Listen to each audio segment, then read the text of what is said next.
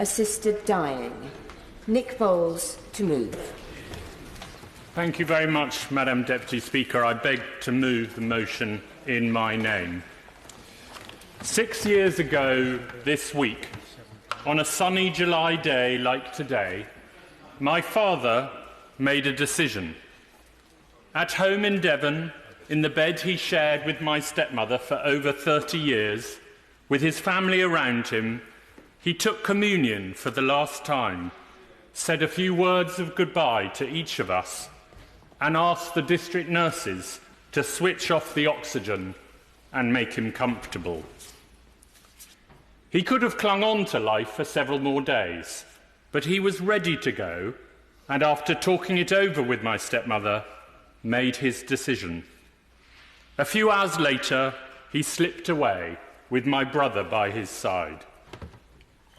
This was the best of deaths, the saddest moment in our lives, filled with love and gratitude, even joy. A few months ago, Jeff Whaley made a similar decision. Cut from the same cloth as my dad, he was a gentleman of the old school. But Jeff had motor neurone disease and recognised that he was likely to suffer horribly in the final days and weeks of his life. He knew that his only chance of a good death was to arrange to go to Dignitas in Switzerland. Jeff was a determined and organised man, but there were some things that he physically could not do. He needed his wife Anne's help. When someone tipped off social services about their plan, the police turned up at the Whaleys' door, and Anne was interviewed under caution. That caution remains on her record. Thanks to the support of Anne and their daughter Sarah, Jeff died on his own terms, but several months earlier than he would have needed to if the same procedure had been available here in the UK. And under Swiss law, none of the family were allowed to be present at his cremation. Yet Anne would describe herself as one of the lucky ones, because she and Jeff could afford the cost of going to Dignitas, the airfares, the hotels, and the fees. Every year, hundreds of other people in our country face the prospect of great suffering at the end of a terminal illness, suffering that cannot be alleviated by our wonderful palliative care nurses, and have no legal means of doing anything to stop it. I'm happy to give way. It's grateful to the honourable gentleman giving way in what is a very heartfelt speech.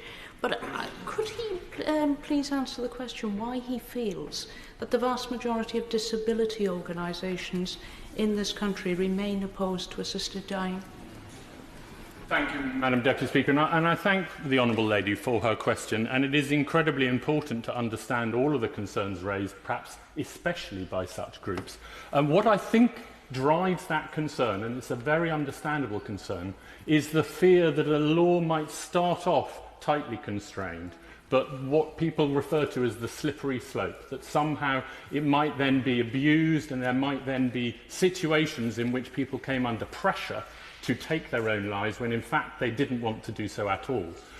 All I would say to her, and I'm very happy to have further conversations with her about it, is that in those jurisdictions like Oregon, where there has been a law of the kind that was proposed here now for 20 years, there is no evidence of that slippery slope argument leading to people being effectively put under pressure. It would, of course, if ever there were to be such a change of the law here, it would, of course, be essential to have safeguards that would prevent that and ensure that disabled people knew that they had the same right to life as any of us for as long as they wanted. The lady down there, and then... I'm grateful. Can I just say that I think this is an incredibly difficult debate for many of us. Most of us will have personal stuff that informs our judgments on it. Can I say to him that my mum died suddenly, riddled with cancer? I know that if this law had been passed at that time, she would have spent her last months consumed by guilt and anxiety about when she should press that button, because she would have worried about the pressure on me and my sister, she'd have worried about the cost of her care, and she would have worried that people would have thought that she was consuming resources that she shouldn't do. I think that sometimes the pressure we put on people by giving this choice isn't considered by us collectively when this debate happens. The Honourable Lady makes a very good point, and all I would say is that the law could only operate with independent assessment, both by doctors and by a High Court judge in the proposal in the last bill, that would be clear that they could not show any signs of coming to it under pressure or because they felt that they were a burden. And actually, interestingly, when you talk to the Whaleys about Dignitas, the Dignitas doctors explained that if at any point Jeff had said anything like, "I think it's time to go, my family want me to go, they're ready, we're here," they would have sent them home. That they on no account allow somebody to go through with it if there is any indication that they might have changed their minds or that there might be other people's feelings who they are prioritising. I'll make a little progress and I'll obviously give away to the Honourable Lady first. I'm very grateful to the Honourable Member. I thank him for the case he is making. I support it, but I too recognise what a very difficult and sensitive issue this is. In relation to disabled people and the concerns that my honourable friend rightly alluded to, it is true that most disability organisations, perhaps all that I have spoken to, oppose the legislation that he and I would like to see, but that's not true of every individual disabled person, and we should acknowledge that. Is it not the case that what we need, therefore, to ensure is built into any legislation is excellent regulation, excellent audit, and also an equal commitment to investment in assisted living alongside the investment in assisted dying? I couldn't agree more, Madam Deputy Speaker, with the Honourable Lady. The truth is this is not in any way an alternative to the best possible palliative care. It is a complement to the best possible palliative care, and we want to ensure that as many people as want to choose to live out their lives and die naturally, even through a horrific illness with horrific symptoms, are given every support to be able to make that decision.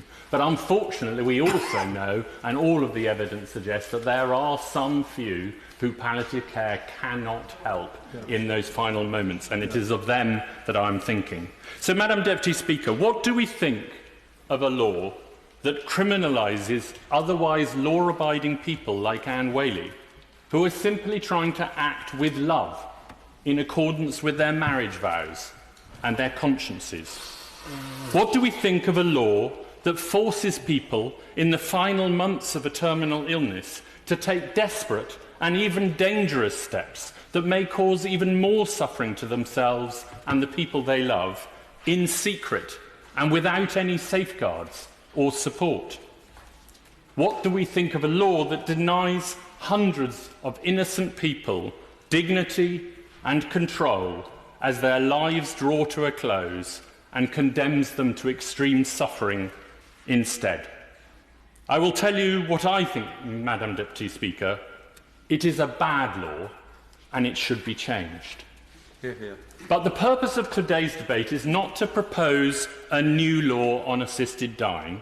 It is to understand the effect of the current law, its effect on people suffering from terminal illnesses and on their families, on the doctors, nurses and carers looking after them, on social workers and the police. It is only when we have fully understood all of the different ways in which the current law impacts the British people that we should consider returning to the question, last debated in 2015, of what kind of change in the law might be justified. To this end, I have a request for my honourable friend, the Minister. We all understand and accept that laws like this are matters of conscience and that it is for Parliament to initiate a change of the law.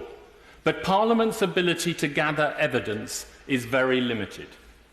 On behalf of those affected by these laws, and in honour of Jeff and Anne Whaley, I would ask the Lord Chancellor and his boss, the Secretary of State for Justice, to initiate a formal call for evidence on the impact of our existing laws on assisted dying, so that Parliament can benefit from a comprehensive assessment of the facts when it next decides to debate and vote on a possible change in the law. Happy to give way. Most grateful to the honourable gentleman for giving way. I came into the chamber in 2015 fully intending to vote for a change in the law, but listened to the debate, completely persuaded by the points he is now making, but unpersuaded that that was the right law, or that the right people had been persuaded it was the right law. What has changed between then and now that he thinks would bring the House to a different conclusion? Thank you, Madam Deputy Speaker, and I don't think I've ever had a more intelligent set of interventions, so, and I thank him for another one. There has been change, but I don't want to pretend that I think that yet the change has gone far enough, and that's why we're not proposing at this point to bring forward a new set of legal measures. The change, perhaps, that is most significant is in the opinion of the medical profession. You've seen now the Royal Colleges, a number of Royal Colleges, move from having a formal position of opposing assisted dying to having a position of being neutral about it, that reflecting that they'll always have some members who are very much opposed to it, but they now have an increasing number of physicians who are in favour of it.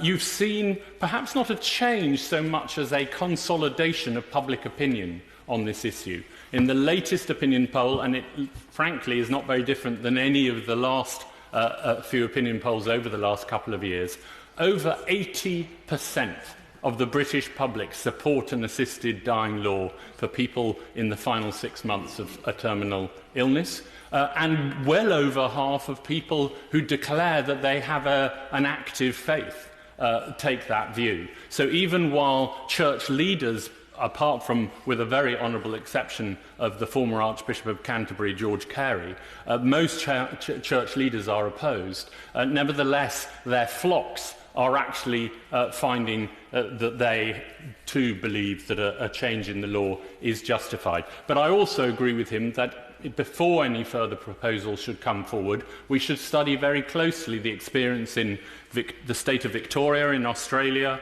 in New Zealand, which, as he'll be aware, recently passed on second reading an assisted dying law, as well as the much longer standing experience of Oregon and Canada more recently. We should study those and look at the precise legal and medical safeguards that they used to try and devise something that avoids many of the risks that have been raised by other honourable members.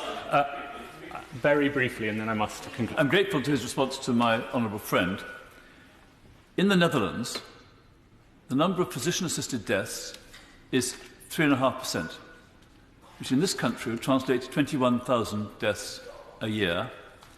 We have about 5,000 suicides a year in this country, of which about 400 are estimated to be people dying at their own hand because they got a terminal illness that they didn't want to live with. How can one explain to anyone else the difference between that 300 to 400 and 21,000, which is 4 times the number of suicides we have at the moment? I'm grateful to the honourable gentleman for raising this because, of course, it allows me to point out that the Netherlands law is a completely different law, and I would vote against it if anyone proposed it in the House of Commons. It is a completely different law. It is a law to enable people to commit suicide, more or less, whenever they want. That may work for the Dutch. I have nothing but respect for the Dutch people. It would not be a law that I could vote for, and I don't believe that it would get more than 100 votes in this House. What we are proposing is something that exists in the state of Oregon in the United States and has existed for 20 years, and it has never crept anywhere near to the kind of law that he is talking about. Yes, of course, there will be much more lax and liberal laws of assisted suicide in other jurisdictions. That is entirely of no relevance to the question of can a narrow assisted dying law for people with terminal illnesses in the final 6 months of that terminal illness with legal and medical safeguards, can that operate safely in the United Kingdom as it does in Canada as it does in the state of Oregon, and of that I'm entirely confident. I must wind up because the Madam Deputy Speaker has pointed out that there are many, many members who wish to speak. So, Madam Deputy Speaker, I am keen to hear from as many members as possible during this debate, and I will listen to all contributions with sincere respect, because this is a very difficult issue and one on which I myself have changed my mind since 2015. But before I sit down, I would just like to say a word on the role of religious faith in the debate about assisted dying. I admire people who are blessed with religious belief. My own father was, and I envied him. Faith groups play a very positive role in our society, and I salute them for it. But this country is a democracy, not a theocracy. When we make our laws, we must focus on men and women, not on God. Parliament was right to legislate to allow abortion for women in the early months of a pregnancy, despite the opposition of church leaders. Parliament was right to legislate to extend the institution of marriage to gay people, although most organised religions still consider homosexuality a sin.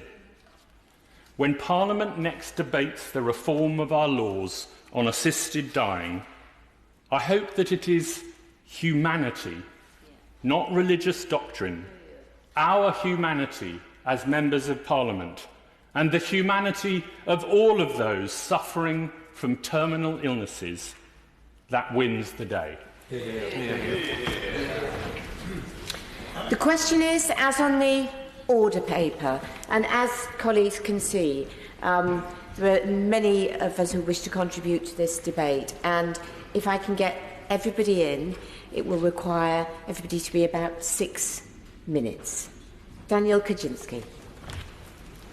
Thank you very much, Madam Deputy Speaker. I will be very brief, and I'd like to pay tribute to the Honourable Member for Grantham and Stamford for the very eloquent way in which he has introduced this very important debate. I just wanted to refer to him, one of my constituents, Mr. Noel Conway, who has campaigned on this issue for many years, both through the courts but also through the media. I had the privilege of visiting him and his wife at their beautiful Shropshire home and spending the afternoon with him to find out about his daily life and how his wife is caring for him. It was, as I'm sure the honourable members will realise, an extraordinary emotional afternoon, bearing in mind specifically when I found out for myself some of the very difficult conditions that my constituent, Mr. Conway, is living under, and the constant care that he needs. I spoke to him about Switzerland and about the possibility of him travelling to Switzerland, and his answer will stay with me forever. He said, "No, I'm an Englishman, and I want to die in England." And I think that's extremely important, because whereas some constituents have the wherewithal and the financial means and the opportunities to travel to Switzerland, to take things into their own hands, that is not always the case for all of our constituents, bearing in mind financial restrictions, but also the fact that some people do not want to leave our country in order to be able to die. This is their home, this is where their families live, and this is where they want to die. I have always been a Roman Catholic. Having been born in Poland, I come from a very strict Roman Catholic family, and my Christian belief is very important to me. But I have disagreed with my own church on the numerous issues. And as the honourable gentleman alluded to, the church, in our views, is not always right. Having now been in a same-sex partnership for the last 8 years, very happily, I too agree with him that sometimes perhaps the church, although we can respect the church and our Christian beliefs, perhaps the church doesn't always get everything right when it comes to how human beings behave, interact, and ultimately decide to die. So I'm very grateful to him for bringing this debate to us. I haven't decided how I'm going to vote in future debates, and Mr. Conway, my constituent, knows that I haven't decided yet, but I really appreciate this opportunity that the Honourable Gentleman has afforded us so that we can continue to debate this matter until a consensus can be achieved. Thank you. Blomfield. Thank you, Madam Deputy Speaker, and I thank the Honourable Member for Grantham and Stamford for bringing this debate and for the thoughtful and powerful way in which he opened it. Like him, I will share personal experience, although mine is not as positive. It is by a coincidence to the day, the 8th anniversary of receiving a phone call here in Westminster that my father had been found dead in his garage. The previous night, he tidied up his belongings. He'd left small piles of money to settle the bills with the newsagents and others. He'd written final notes, walked to the garage, connected a hose pipe from his car exhaust into the car, taken an overdose, and switched on the engine. As you can see, I don't find this easy to talk about even after 8 years. But I've done so before, and I will do so today, not least because I know that he would have wanted me to, as somebody who'd always believed in a change of the law in assisted dying. And because I think his experience shows how the existing law not simply fails people, but leads to premature deaths. Now, I know that some of those opposing a change argue, and I respect my honourable friend for doing so, that it could lead to people taking their lives sooner than they would otherwise face as their end. But my experience, and I think the experience of many others, and I think the statistics mentioned opposite are understated, are that the existing law in itself encourages people to take their lives sooner than they would otherwise do. My father was 87, and he, at that age, had inevitably watched many of his friends go, often miserably.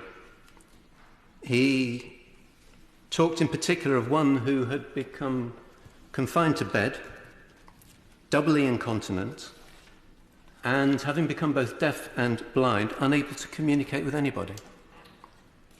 He saw no point in that kind of life. And he had always said that he would rather end things than face a degrading death. My father was somebody who had made the most of his life. He had a tough East End upbringing in poverty. He became an RAF pilot in the war. He built a successful business career. He had a share of health problems, but he faced them all positively. He wasn't afraid of pain, but he couldn't face the indignity of a lingering death. And I'm sure that he made up his mind to take his life soon after receiving a terminal diagnosis of inoperable lung cancer. But he still died prematurely. I'm sure that what drove him to end his life at that point was the fear that if he didn't act when he could and was still able to do so, then he would lose the opportunity to act at all. And he couldn't talk to me about it. He couldn't talk to his partner because he would have made us complicit. The current law, Madam Deputy Speaker, forced my father into a lonely decision and a lonely death. Now, I know there are some who will say that we simply need to improve end-of-life care, and it's hugely important that we should. My father supported our local hospice. I raise funds for it. It does a great job. But no hospice can enable everybody to die with the dignity that they would want. Indeed, for my father, it was soon after his appointment with a palliative care nurse where together they talked about his last months that he took the decision to take his life. If the law had made it possible, he could have shared his plans with us. And knowing that he could, with support, go at the time of his choosing, would have enabled him to stay longer. If the law had made it possible, he would have been able to say goodbye and go with his family around him, not in a carbon monoxide-filled garage. He and many others like him deserve better. We simply need to change the law. And I appreciate that there are those here whose personal beliefs, whose faith makes my father's choice unacceptable.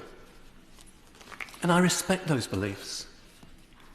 Live your life by them, but don't impose them on others.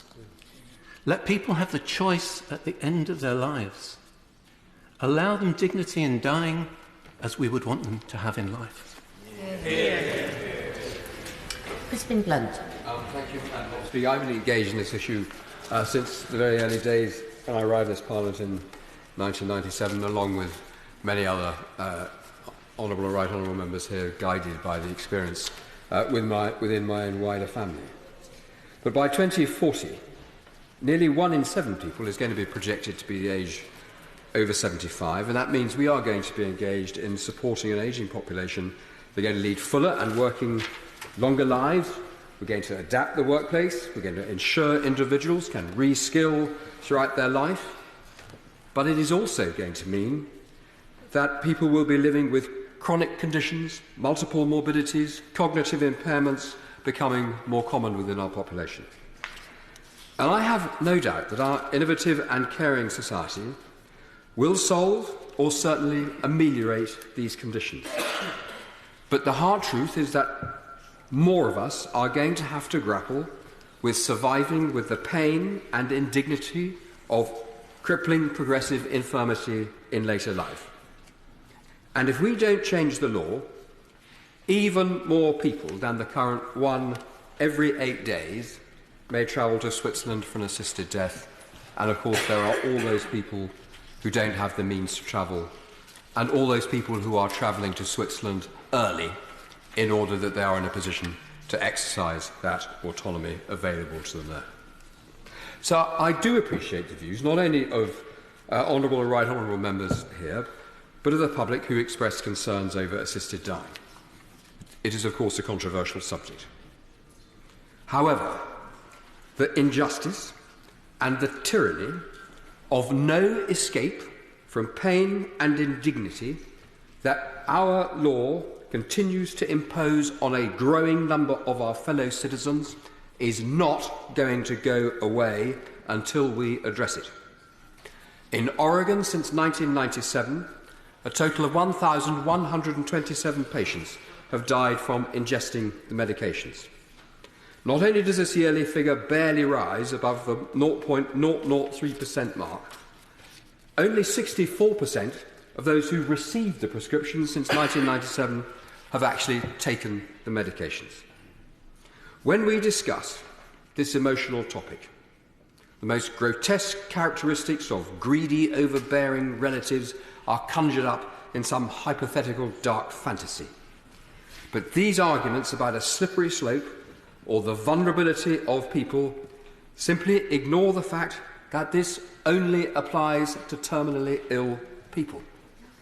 When the assisted dying bill came to this House in 2015, the terms would require 2 doctors to have to sign off the fact that the person would be dead within 6 months, and the process to be overseen by a High Court judge. How many more measures would opponents of this principle want to satisfy them? And the difficult truth here is that for many, it's none. It's about the imposition of a faith-based view of the sanctity of life to override any sensible application of personal autonomy for people in dreadful and terminal strife. And I wait for because I might want to pick up her example later in my remarks. But that personal autonomy on any individual application of universal human rights includes the freedom to control and direct one's own life, and in this case, death. Yet again, despite a poll in March of more than 5,000 people showing that 84% of Britons were wanting a change in the law on assisted dying, they have to contend with the moral certainties of those who aren't suffering extreme pain, who are taking these decisions on their behalf. Us. We have a responsibility to discuss this issue in an honest, compassionate and evidence-based manner. And we have a swathe of evidence available to us. The whole Oregon experience entirely supports that this is a practical, sensible, humane and decent measure. Over 2 decades later, this Parliament, where the opinion of the people hasn't changed one iota in that time, is not facing up to its responsibilities. We are the party to increasing tyranny, pain and despair. Ultimately, this is about potential control. Just as people exercise control on how they live, they should be able to exercise control over how they die. This choice is one which, in reality, the vast majority of people, even faced with it, will never take. With strong safeguards, Oregon, Washington State, Montana and Vermont have had no documented reported cases of abuse. And why, when the evidence is clear, do we deny everyone the comfort of some personal control over the end of their life? And returning to the Honourable Lady for West Ham and the point that she made, I wonder what her mother's actual view was, because under the law she could not exercise that autonomy. And I am utterly certain that the Honourable Lady would have wanted, with all the generosity in the world, to ensure that her mother had the full support available to her. Well, that just might not have been the view of her mother in the pain and the difficulty that she was facing in her death. Why wasn't she allowed the opportunity to make that decision? I happen to give way to that one. Absolutely right. She would have argued that she should have had the right to have taken her own life. But let me just put back to him one statistic. He mentioned Washington State. 51% of the people who availed them took the tablets from the Washington State. 51% gave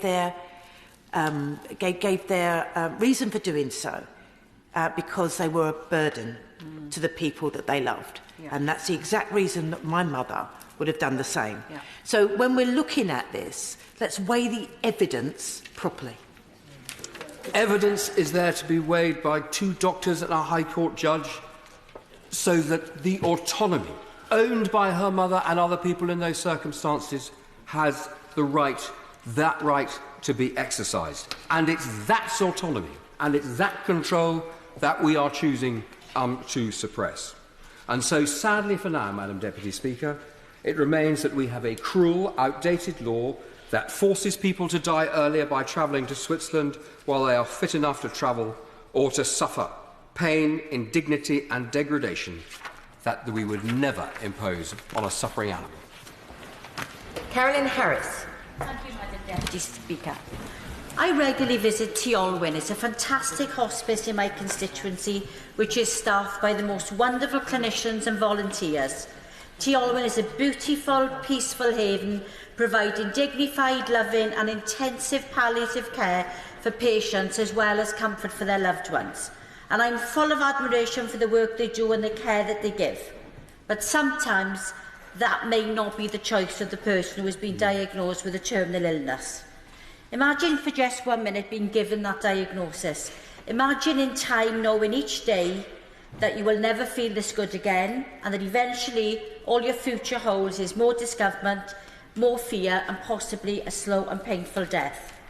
Whilst I wholeheartedly believe that life is sacred, and I too have a faith, and it is my faith that gives me strength, but I also have a huge advocate for quality of life over quantity, and an individual's right to make their own choices. Now, I can't say 100% that if I was given that diagnosis, which path I would choose, but I know for a fact that I would want to be able to make that choice, and I would want the same for loved ones. I appreciate assisted dying is an emotive and contentious issue that splits the opinion in this House and across society as a whole.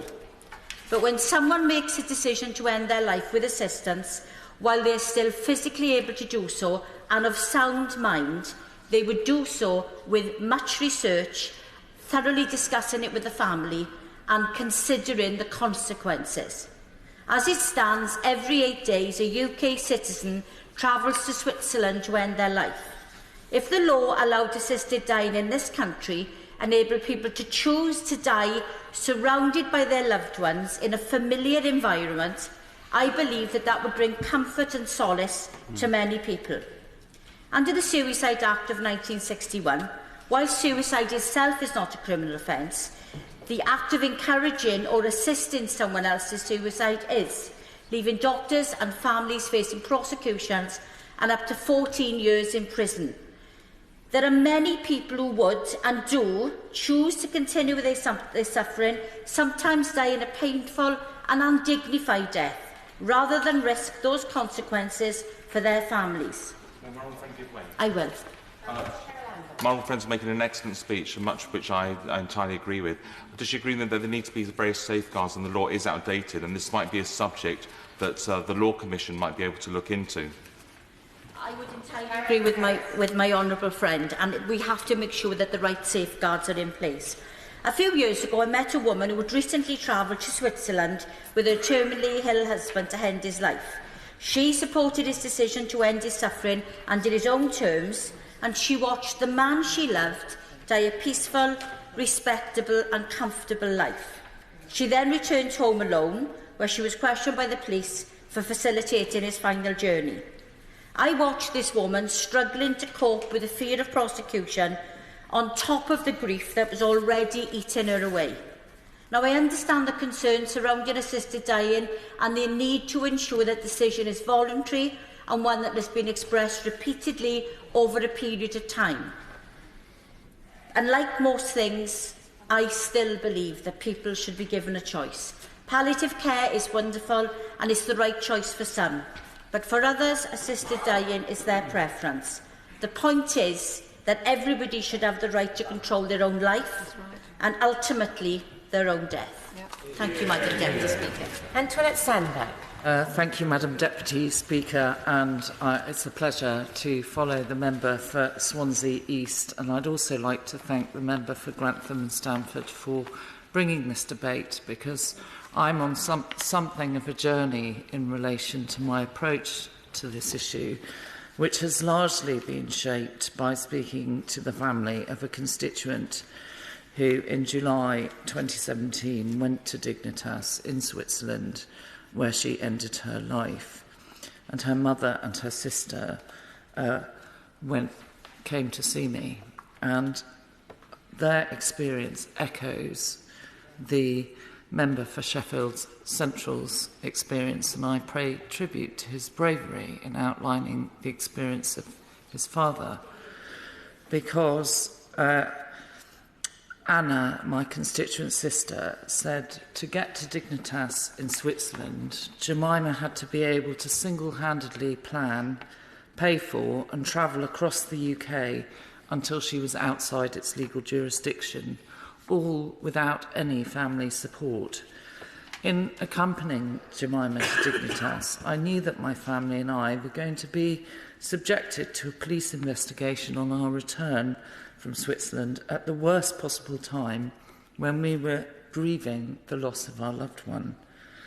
Jemima interpreted the UK laws as best as she could, so she didn't implicate us in her death, but she was still terrified that we would be prosecuted on our return. Jemima was also really concerned that her degenerative disease would deteriorate to a point where she would not be able to either plan her journey or to physically get to Switzerland under her own steam. So Jemima made the decision to have an assisted suicide years before she needed to. The UK government literally stole years of my sister's life. I know if she'd been able to exercise her right to die in the UK, she would have chosen to stay with us for many, many more years to come.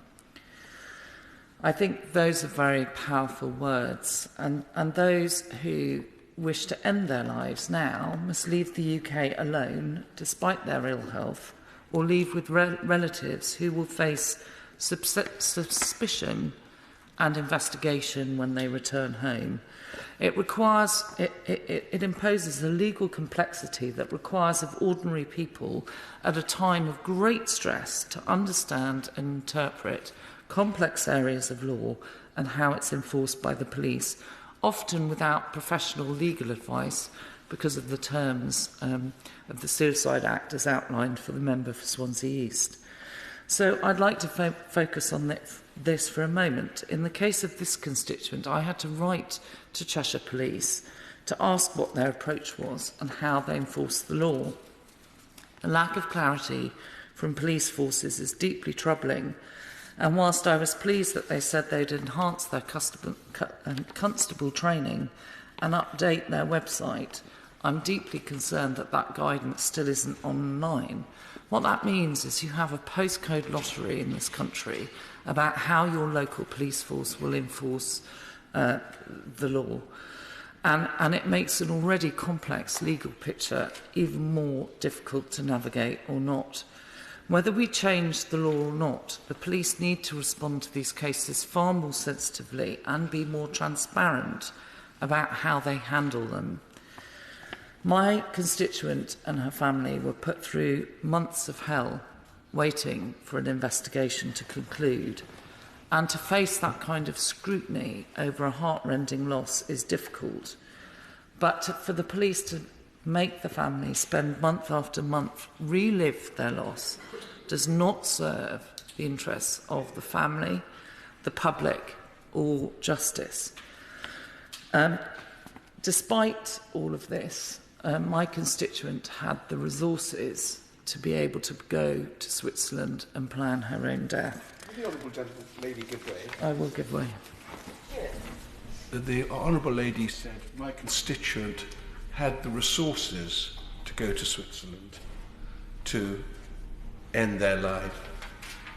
Does the Honourable Lady know how much it costs to go to Dignitas, the whole package plus recovery of the body, presumably, because it must be eye-watering, I would think. So the information that I have is that Dignity in Dying estimates that the average cost of a trip to Dignitas is about £10,000. So it is a substantial cost. And only 1/3 of UK families have that much in savings. So our current system, with its manifest cruelty, is inaccessible to 1/3 of the country purely on financial grounds alone.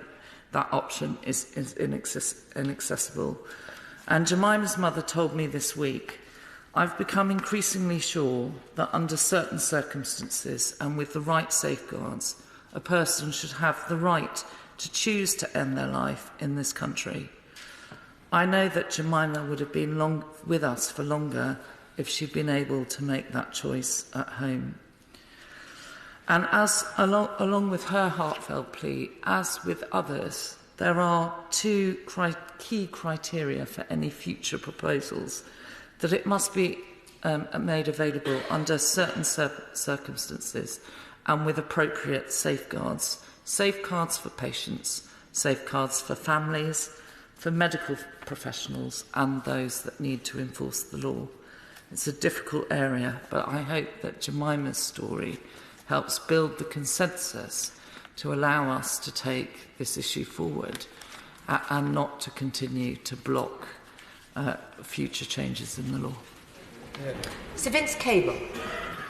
Madam Deputy Speaker, I want to start by giving my thanks to the member for Grantham and my colleague from North Norfolk and others who have given us this opportunity to debate the subject, and to those who have spoken very movingly from experience about their views on the subject. I'm somebody whose views have radically changed. I was until recently a vehement opponent of assisted dying, and I've changed my views, and I think I should explain why I have changed my views, and it's partly based on an understanding of why I was opposed before, from my own personal experiences, and there were two that were relevant, and I think they will resonate with quite a lot of people in the House. One was an elderly mother who descended, as many do, into confusion and dementia, compounded by mental illness, depression, and 1 week would be saying, please, please, end my life, I'm a burden, I want to go. And then a few weeks later would be enjoying the pleasures of life, simple things. And I could see all too clearly that under a permissive system of assisted dying, people like my late mother would be extremely vulnerable. And my conviction that assisted dying was the wrong route was compounded by my experience with my late wife, who attracted breast cancer, had a very long illness, eventually died at home with good palliative care, surrounded by a loving family, and she was vehemently opposed to assisted dying and wanted to live her life to the full. And I guess I took the view that that was her choice, but it should be everybody's choice. But I came to realise that actually there are some very different situations and we need to understand them. And indeed, one of the things that's on my conscience is that in my 20 years as an MP, I had two constituents who came to see me requesting help and support, political support, for a campaign in the High Court to be allowed to die through assisted dying. And although I expressed sympathy, as you'd expect, I declined to support their campaign. And I think I was very wrong to do so. And both of them were suffering from motor neurone disease. And there are, I think many of us know of such cases. There's one has surfaced today, actually, a man called Richard Selly in Perth in Scotland, who is fighting for the right for assisted dying. And I think we all know the nature of this condition, that although there are some people who live with it, Professor Hawking is a famous example, in most cases it involves physical degeneration of all bodily functions combined with absolute clarity in the mind and very great suffering in most cases. And it seemed to me that we should consider their particular position and conditions like it. Now, the argument that is deployed against considering their position is that good cases make bad law. I think this was quite well summarised by Lord Sumption, who gave the Reith Lectures a few years ago, when he said assisted dying should be criminalised, but the criminal law should be broken. Somewhat strange way of putting it, but I think essentially what he was saying was that we should keep the law but turn the blind eye to abuses of it, well, not abuses, to exceptions, and treat them compassionately. And I've thought about that argument, but it does seem to me the evidence is very strongly against that. For a variety of reasons. However sensitive the Director of Public Prosecutions or the police might be, and I'm sure they are, the guidance, the 2015 guidance is very humane. The sheer process of going through a criminal investigation and a caution is deeply traumatic, probably the most difficult period of any person's life. It's probably difficult for the police as well, who have to implement this. And we can all see from the evidence that the law simply isn't working.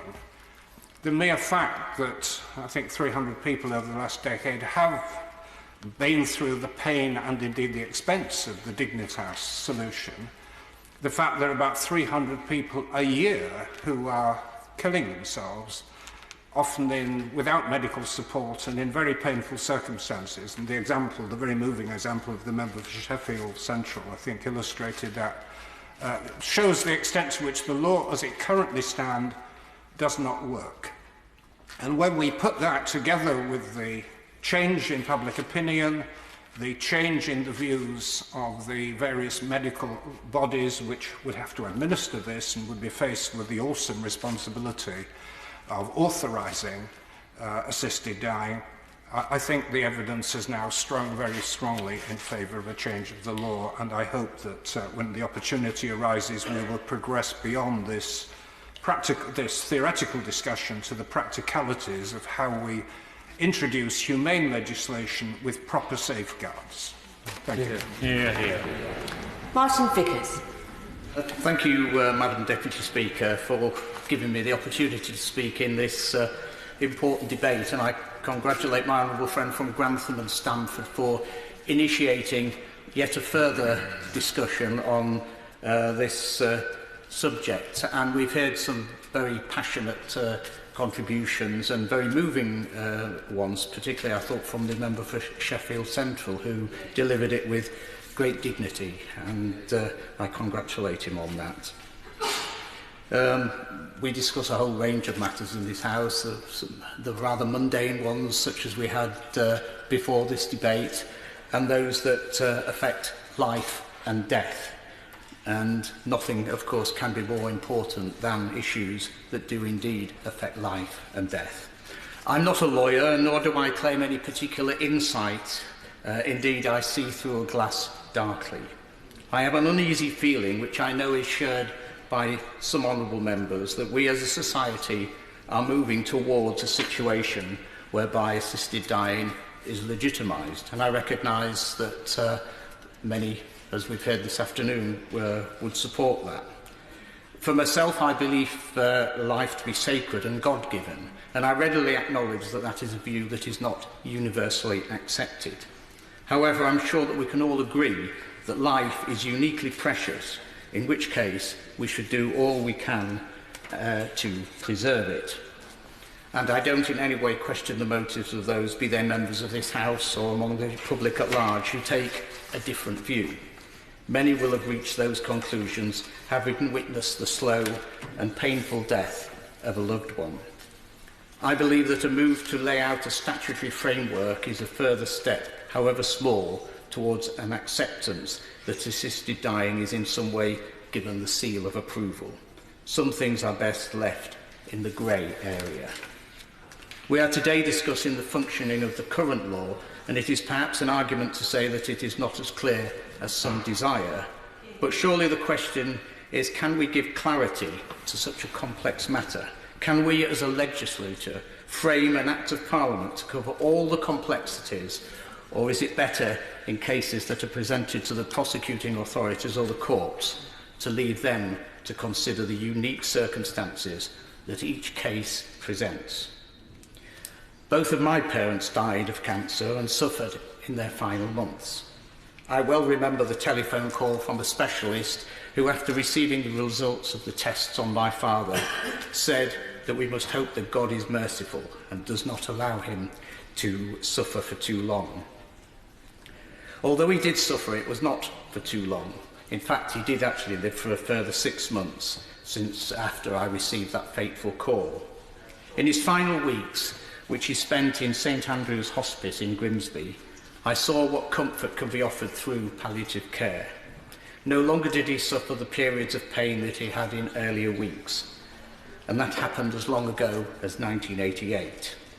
Through my visits to St Andrews since and to the Lindsay Lodge Hospice near Scunthorpe, both of which serve my constituency, I have seen the advances that have been made in the years since. Sadly, my mother died in hospital on the day that she was to be transferred to St Andrews. In the case of both my parents, it is probably true that their passing was hastened by drugs, morphine or whatever, and no doubt others would argue that it would have been better had they been given the opportunity of shortening their lives by a few weeks or months. But I firmly believe it is better that the situation is left as it is.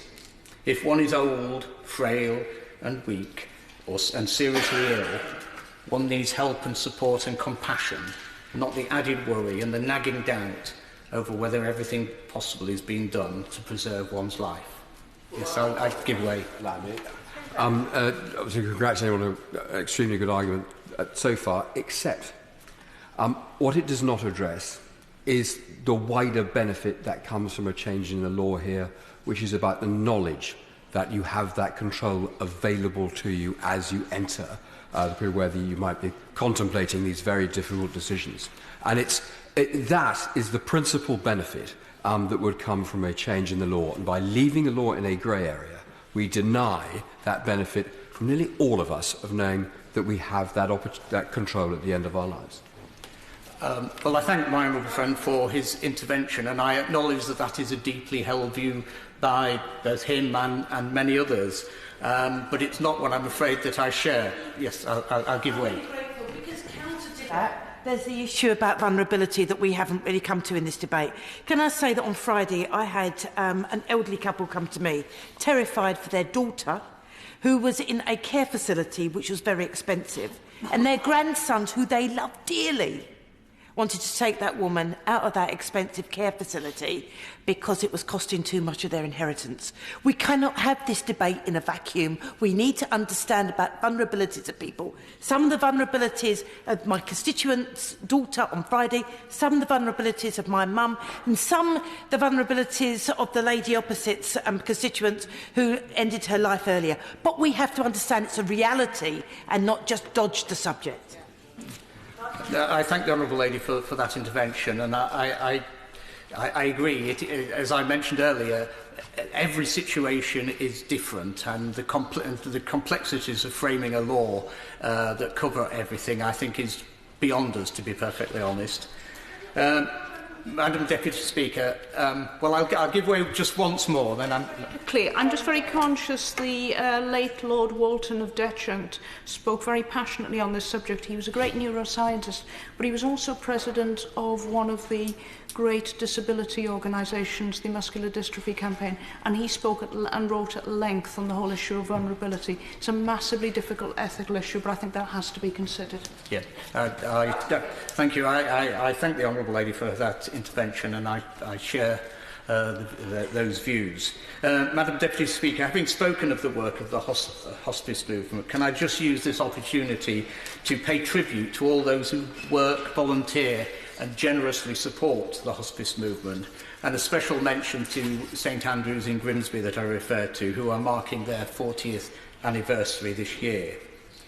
We all have to cope with the loss of loved ones, and such experiences raise in the mind of any right-thinking person the question of how to minimise suffering.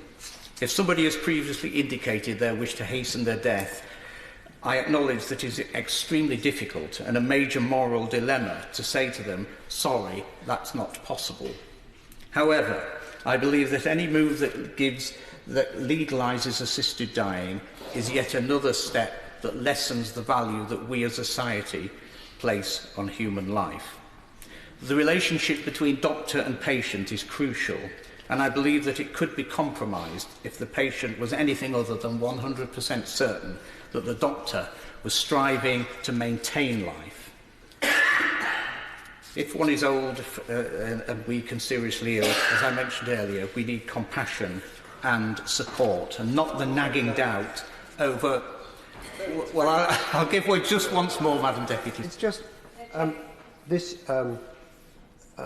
I don't think this debate is about the sanctity of life, because the people that didn't support the bill last time believe it's legitimate to end a life early. The question is how to legalise it. It's not a moral question. And this point about the medical profession, there is already plenty of evidence that the medical profession is acting perhaps in the grey area he describes, that would leave people questioning in exactly the way he describes. That's not the issue either. The question is whether we can safely change the law in a way that does not create new dangers or worse dangers that we otherwise suffer. Yep, I thank the Right Honourable Gentleman for that intervention, and I recognise what he is saying. What I'm arguing is that I don't think it is possible to change the law and cover all the varying circumstances. I regret the fact that many in the medical profession are moving, I think, towards support for assisted dying. And, of course, the views of the public vary considerably at any one time, and that they can be influenced by headlines, but I rather hope that the medical profession would take a somewhat different view. Mention has been made of motor neurone disease, and I recognise the unique difficulties of that. I had an aunt who died from motor neurone disease. I'll wind up quickly, Madam Deputy Speaker, as I appreciate having taken the interventions and so on. I would say that I would ask one question: is the abortion law working as originally intended? And I would argue that is not the case, and therefore a change to this law would open the door to a very different thing. Transparency is something we seek in many areas, such as in financial dealings, but in this area I suggest that the grey area should remain. I am anxious to make sure we get everybody in, and I would urge colleagues to be considerate of each other. I'm now going to put the 6-minute limit on. Tonia Antoniazza. Thank you, Madam Deputy Speaker. And I've just made a few notes to speak today because this is a very important debate, and picking up a couple of emails earlier from constituents some who wanted me to speak in favour of a change in the law and some of whom wished me to oppose it. And I wanted to stand here today to explain why I would actually vote in favour of assisted dying if legislation were to come to the floor of this House. And the reason why is because I have grown up a Catholic, educated in a good Catholic school, and I feel very strongly that when it becomes a religious issue, we have to be very careful about how we use our language, particularly around around life and death. And it is very pertinent to me because I've kind of got a counter-argument. My father died on the 22nd of December 2011, and he had that choice taken away from him. And it wasn't like a situation where the member for Sheffield Central spoke about his father having known that he was dying and took his own life sadly and tragically. I feel very strongly because when you are in hospital and you have been told that, you'll be fine and you're keeping going, and actually that decision was not a decision made between the patient and the doctor. And the doctor took away our family's choice and the opportunity, not choice, the opportunity to discuss with my father how he would end his life. Because he wouldn't have been in favour of assisted dying, I can tell you that with my hand on my heart now. But as a family, and for him to have the information kept away from him and how his medication was withdrawn and how he was to die a very painful and horrible death in a hospital bed just before Christmas because it was at the convenience of the hospital.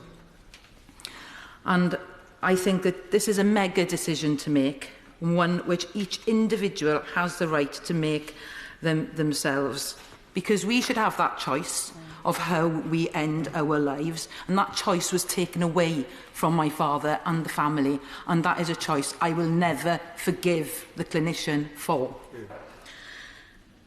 And I also believe that charity should play a greater part in this discussion, because talking about dying and death is a huge taboo in our society. Yeah, and we need to improve the knowledge and understanding of death. This is key to the debate. And it's amazing work that's done by people like Catherine Mannix, a palliative care consultant in Wales. It's very important that we have those options available to us to have those conversations. Many flippant conversations with my friends and family is, if anything's going to happen to me, you know what to do. I'll have my savings, I'll have my paracetamol. We shouldn't be having those conversations. It is our duty as Members of Parliament to ensure that the legislation is in place so that the option is given to people on how they want to end their lives. And I want to pay tribute to the people in the gallery today, because there are many, many families and families here who have either been in this situation or are in the situation currently, and we need to remember that their journey is real. And I'm going to end, but we need to know that we have to have this discussion, and I will not use any religion or my Catholic upbringing as a reason for it not to happen and for the change in the law not to come about.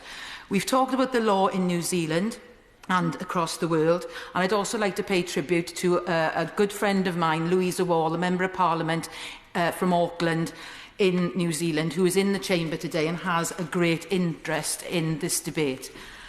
But to end, Madam Deputy Speaker, I hope that we will see the legislation come to the floor of the House, and I just wanted to explain to my constituents, to everybody, how I would intend to vote. Thank you very much.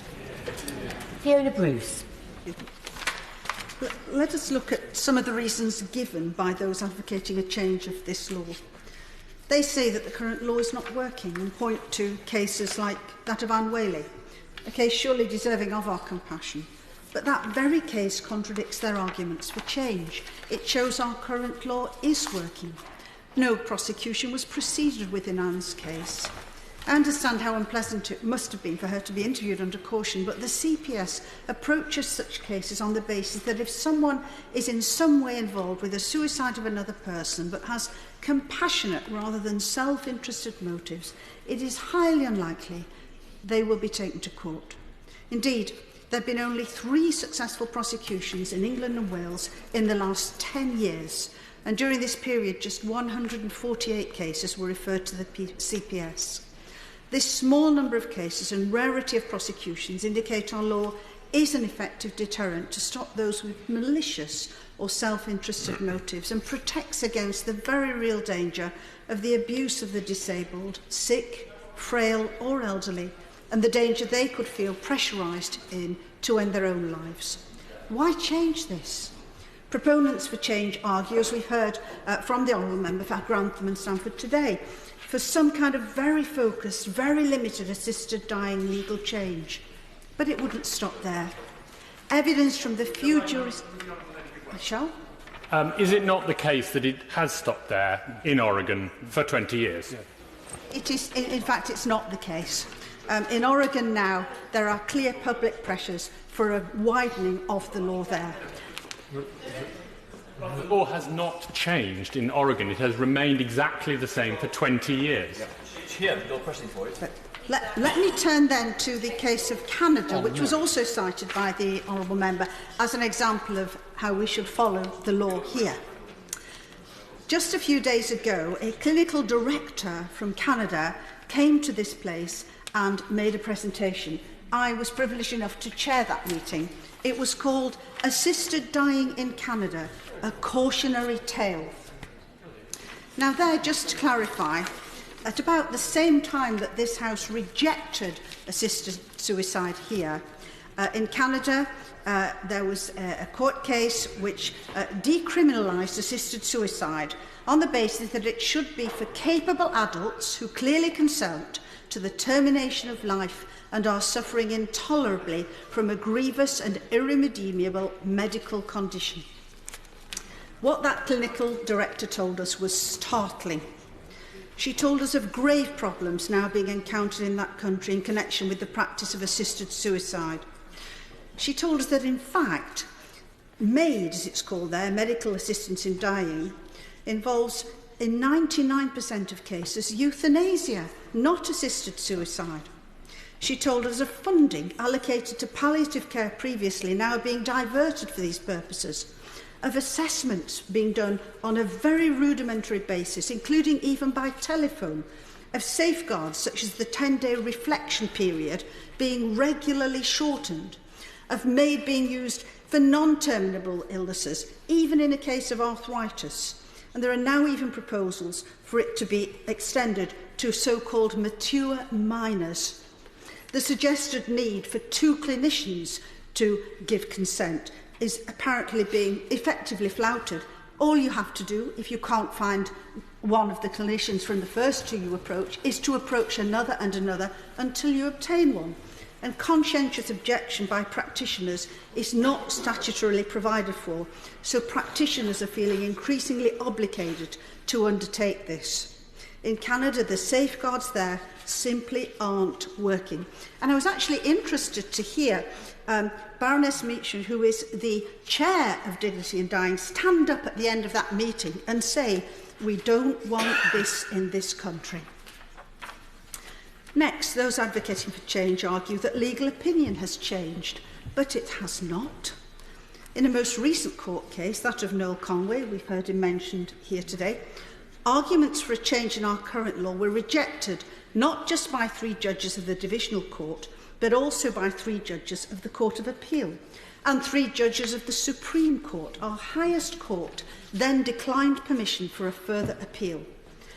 And advocates for change have wrongly argued selectively that in a Reith lecture this year, former Lord Justice of the Supreme Court, Lord Sumption, called for a change in this law. He did not. In fact, if his speech is read in context and comprehensively, it is clear that he said the very opposite. He did no more than state a fundamental principle of the criminal law, that it is there to protect society by prohibiting acts regarded as unacceptable, and that one such act is encouraging or assisting suicide. He said, we need to have a law against it in order to prevent abuse. Yes, he referred to what he called the untidy compromise, which recognises that, as with other criminal laws, there can be exceptional circumstances where a person breaks the law for altruistic reasons, and in such cases prosecution may not be warranted. But there is a world of difference between not prosecuting in such situations and in licensing acts in advance. Next, those arguing for change say medical opinion is shifting. On what basis? A recent Royal College of Physicians poll, which was mentioned, of their members is mired in controversy. The RCP was, up to this poll, opposed to any change in the law, but this poll unprecedentedly required a supermajority of 60% of those voting to maintain this status quo. How strange! And bizarrely, their council is now arguing the result of this poll justifies an RCP change in its stance. Despite the result of the poll showing the highest number of those members voting, 43.4%, opposed any change in the law, and the lowest number, 25%, think the RCP should be neutral. Yet, strangely, the RCP have chosen to adopt a neutral stance. No wonder this poll has been the subject of a referral to the Charity Commission for investigation. And for what? As Baroness Finlay said in another place, neutrality adds nothing. And note that within that vote, more than 80% of palliative care physicians wanted the RCP to remain opposed. And the fact that the BMA and the Royal College of General Practitioners are set to consult their members is not a surprise, nor an indication of their change in position. Professional membership consultations can be expected every few years. Indeed, the RCGP said 5 years ago it would do so about now.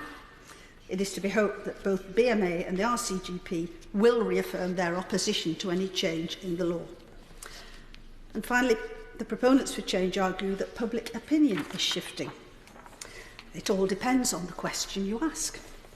That's the problem with the 80% figure that the Honourable Member for Grantham and Stanford quoted. But the more deeply you probe on this issue and the more aware people are of the implications of change, the more concerned people come. And I can quote from another poll from February of this year indicating that over half the public say that people would feel pressurised into accepting help to take their own life so as not to be a burden on others if assisted suicide were legal.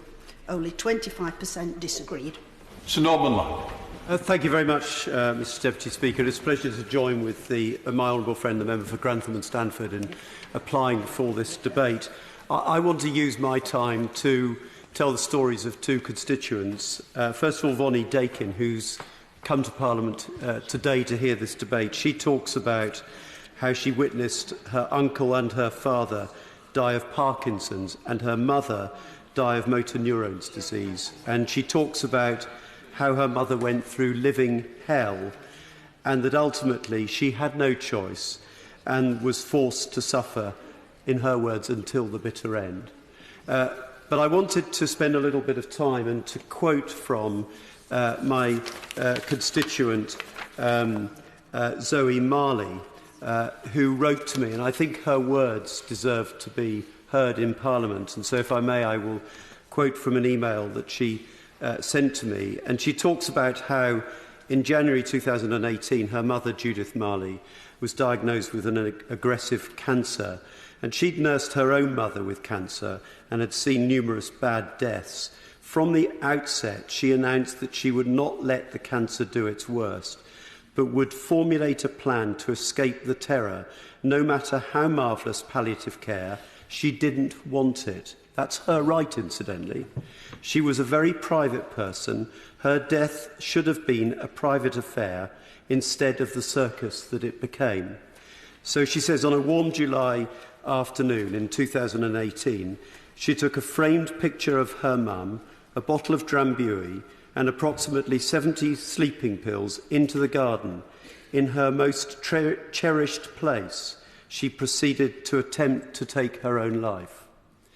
But after some considerable time, her daughter found her there, and she had not died, and then started to come round.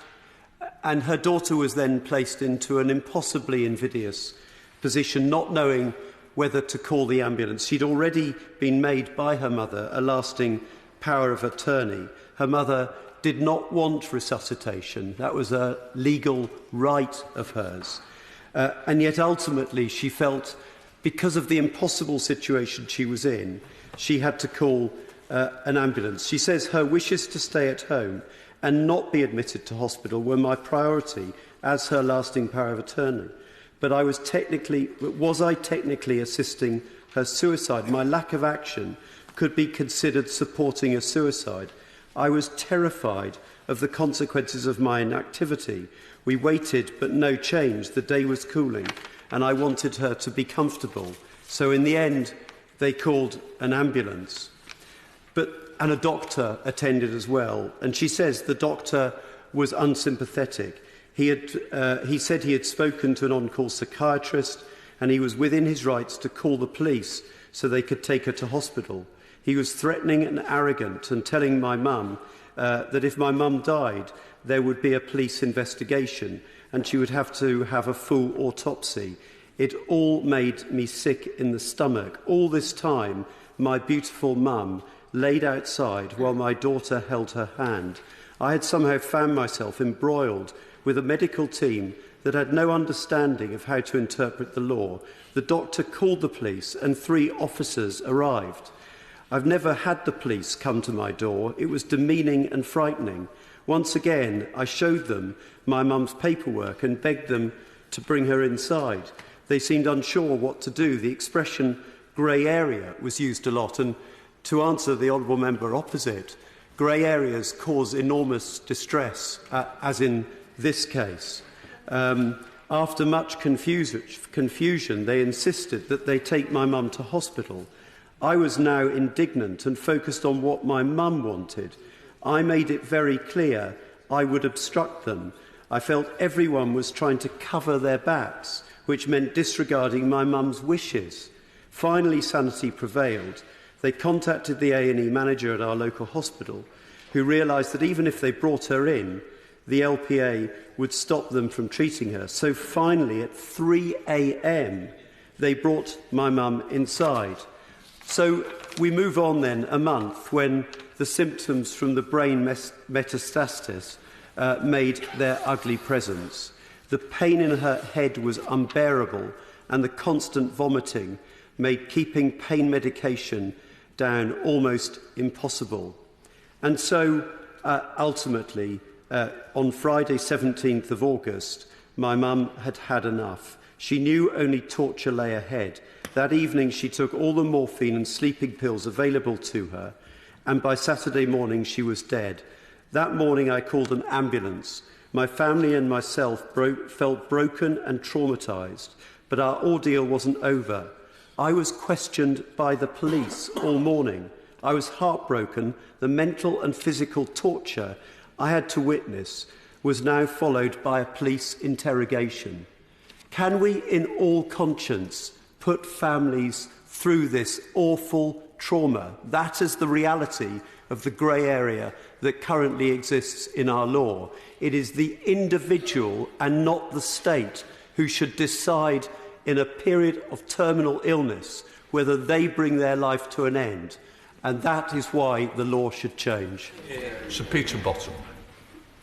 The number 116123 is the number for the Samaritans. And for anyone who thinks they need help or is contemplating suicide, other than some of the circumstances we've heard about, should think of sending an email to Joe with no E, joe@samaritans.org, visit a branch, or write to them. It's obvious in many countries around the world that a lot of people want to end their lives because of depression or mental pressures on them. And I think that people ought to start a debate like this by talking about that. Then I think we want to get on to what was said by my honourable friend for Grantham, who said he wasn't talking about changing the law. It's fairly plain from him and from my honourable friend for Reigate that they are talking about changing the law. I think that was confirmed by the speech we just heard. I've had some experience of some of these issues. I had a brother whose life was switched off after an accident. I had a mother who died 6 hours early because pain controls stopped her dying 6 hours later. My father had said clearly to me that he would never go to a hospice. He said he would go to bed and make sure he didn't wake up in the morning. I said, when would that be? He said, when he stopped playing golf. The third time he gave up golf and put his golf clubs in my car, I rang my sister and said, discussed what was happening. Oh, she said, the same thing had happened to her, but then he wasn't going to play any music. When I discussed with him a year later whether he might ever think of going into a home, he never did. He said he would, he thought of what it would take, and he might take 3 CDs with him, because he might want to play music. He hadn't actually played any music for 6 months.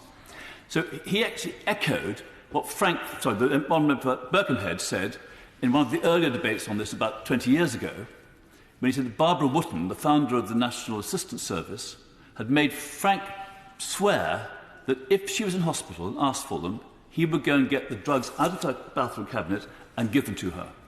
She was in hospital for 6 months in awkward circumstances, and she never asked. I now turn to what I think is the way of... There are 2 ways of looking at this. One is by individual cases. We've heard some. But I used the figure earlier about the equivalent of 21,000 people having assisted death or euthanasia in the Netherlands.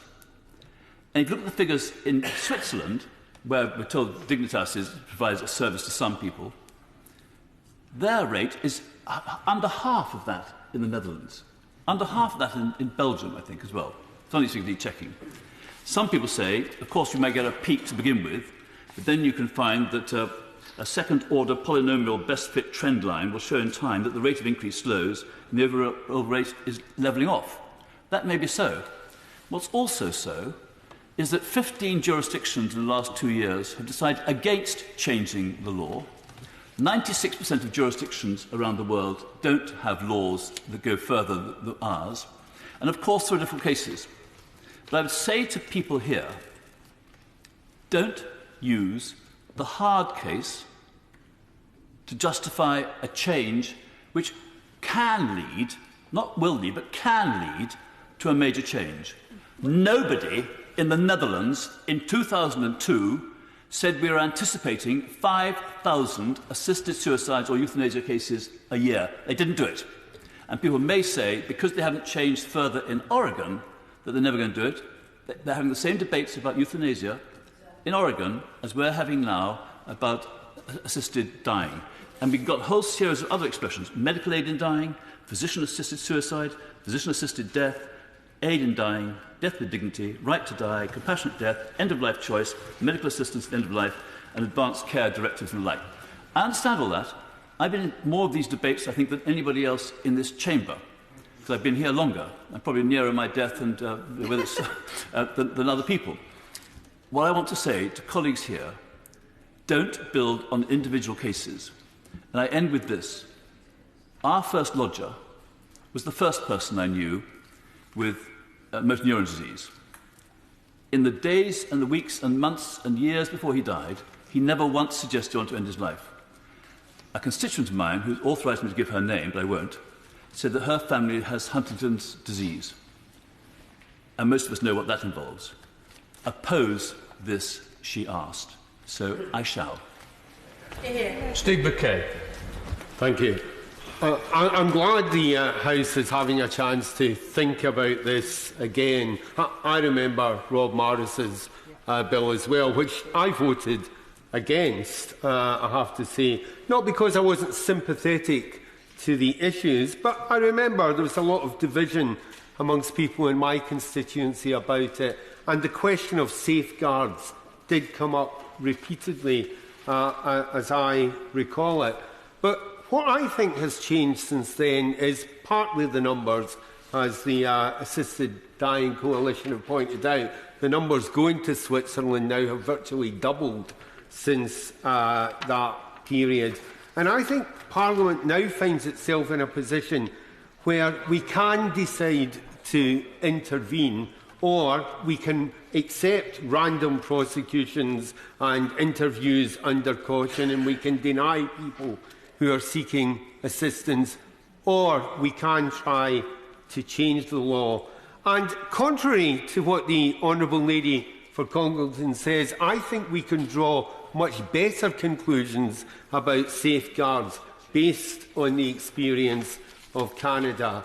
In Canada, assistance is not available to non-residents, so it discourages suicide tourism. It's not available to minors. It's not available where there's a history of mental illness or on the grounds of mental illness or long-term disability or any curable condition. And the safeguards include ensuring that neither any of the legal witnesses nor the physicians involved can have any legal or financial interest in the outcomes of the patient.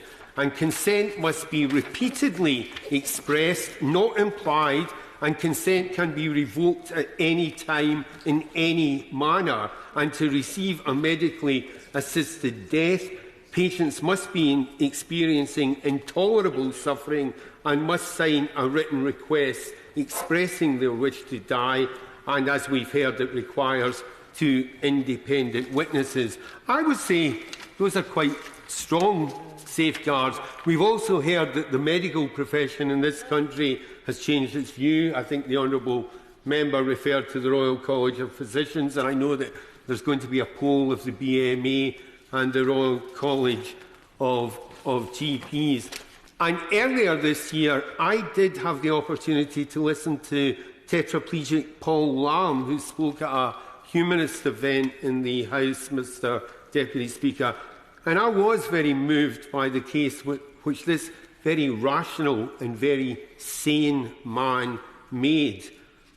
Now, traditionally, the case is based on the Oregon model of, as we've heard, and that kind of generally refers to people who have 6 months left to live, and that was the case in the Maris bill. Now, I have some difficulty with that if we're going to look at this again, because I think there is a problem about being precise about life expectancy, and it's also the case that such a narrow position wouldn't help someone like Paul Lamb. Paul has been living with his condition for 29 years. He's in intolerable pain, which sometimes can only be controlled by very strong medication, which blurs his consciousness and limits his life experiences. He wants the right to choose if he reaches a stage where he has no quality of life. I think we need to focus on the quality of life, the capacity for life, and the rational, sound judgment of a person who makes such a decision. Life expectancy in itself doesn't tell us anything about suffering. So I think we should be considering assisted dying both in the context of terminal illness, but also suffering and a lack of meaningful life, especially when we're talking about progressive conditions, issues like locked-in syndrome, or, as I say, intolerable suffering. Now, I know that some people have strong views about this and they're influenced by their church or their religious community, and I know that those organisations encourage them to contact MPs. It's always going to be like that. I understand that. But the Supreme Court did ask this place to consider the case for changing the law. The Court recognised that it was a decision that only Parliament could make. And having listened to Paul Lamb and thought about it again, I think we should be wondering if things have moved on since 2015. I think the poll that was released by the My Death, My Decision group that says it's now about 88% support, I think that is significant. I'm surprised that people would want to ignore that.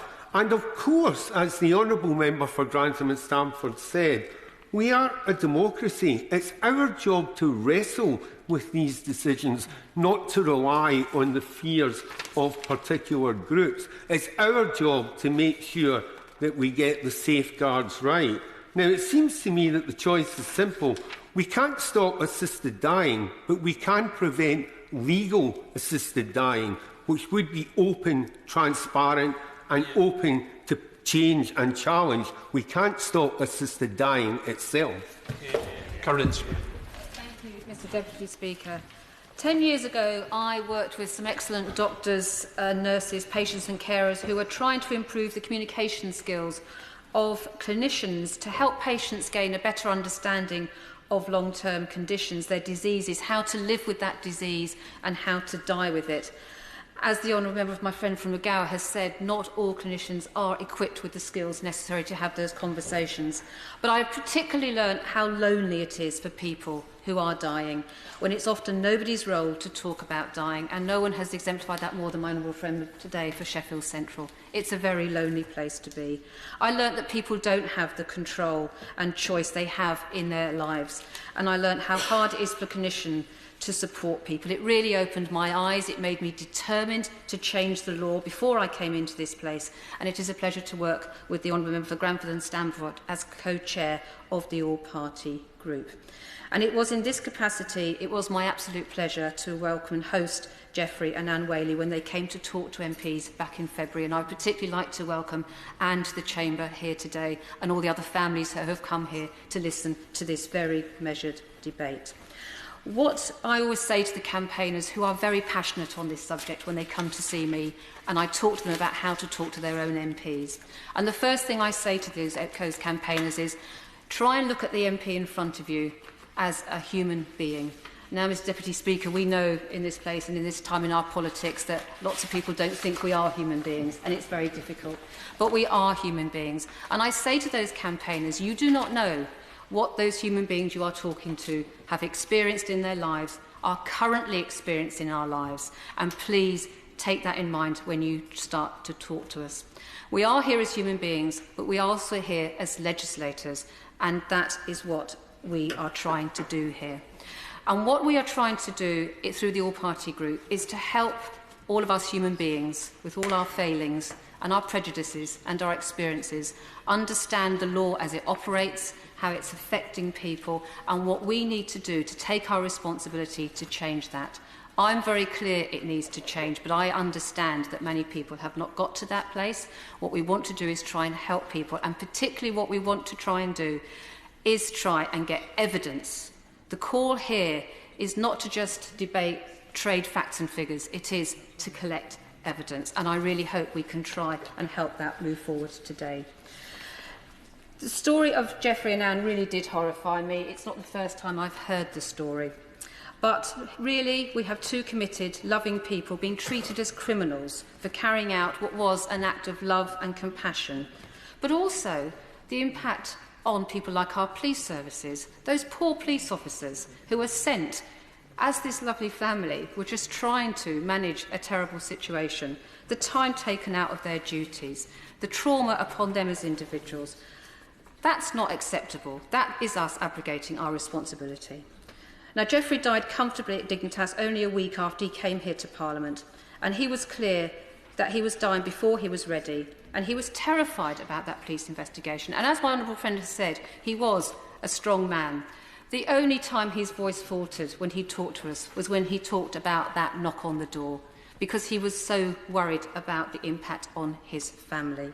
He was also very clear about the hurdles that were needed to jump through to make the decision he was wanting to make. But he was also very clear that he didn't expect MPs just to change the law. He had high standards for us as MPs. He expected us to collect evidence, to challenge the evidence, and to do it very, very carefully. He was, I think my honourable friend used the word, a cut from some old cloth. He expected us to do a diligent job. Now, what I will. I thank the Honourable Lady for giving me, and I thank the Deputy Speaker for allowing me to intervene. It seems to me the law is grossly unfair. If you have the resources, we've talked about £10,000, you can go to an alien place and die with a few family, and then your body can be brought back. But you have to have the money to do it. And currently, our law is not fair because it differentiates between people that have the resources to do it and end their life when they want to without the pain and the indignity, and those that can't afford it, and that's the vast majority. That is wrong, and that is where the law's got to change.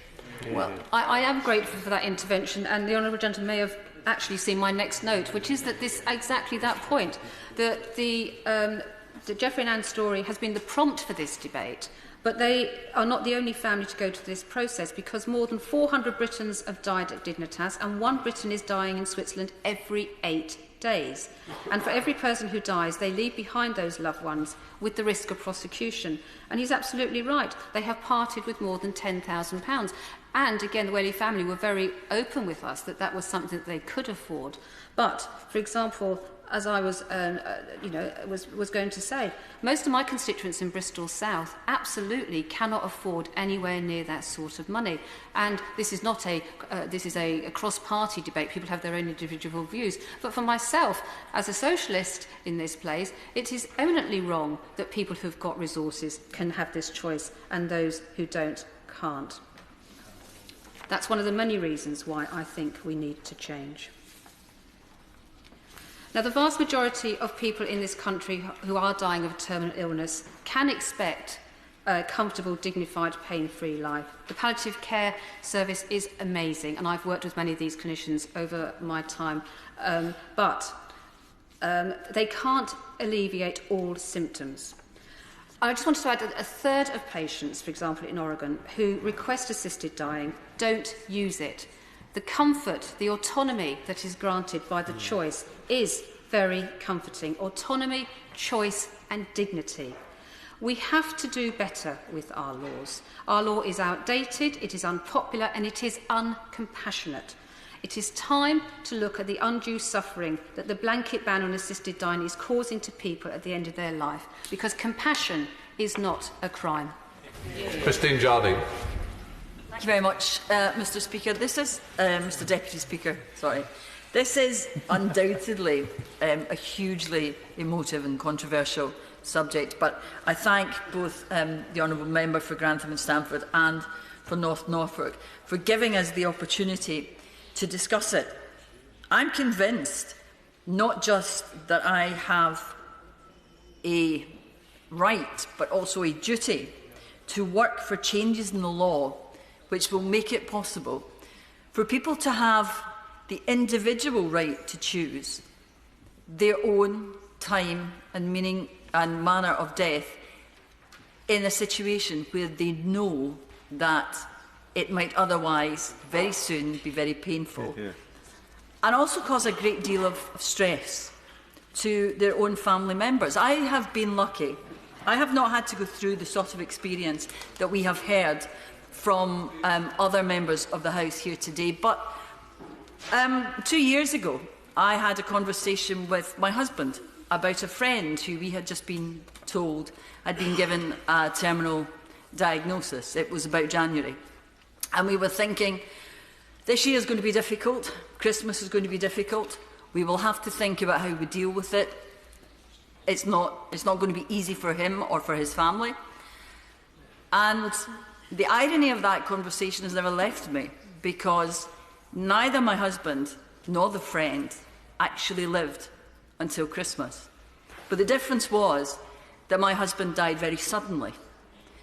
Our friend went through a long, painful, lingering death, which, if there had been a way that he could have been spared, I would have wanted him to be offered that choice. And there's also an irony in the fact that I would have, if I had the choice for my husband, would have chosen the death he had rather than the one the friend had.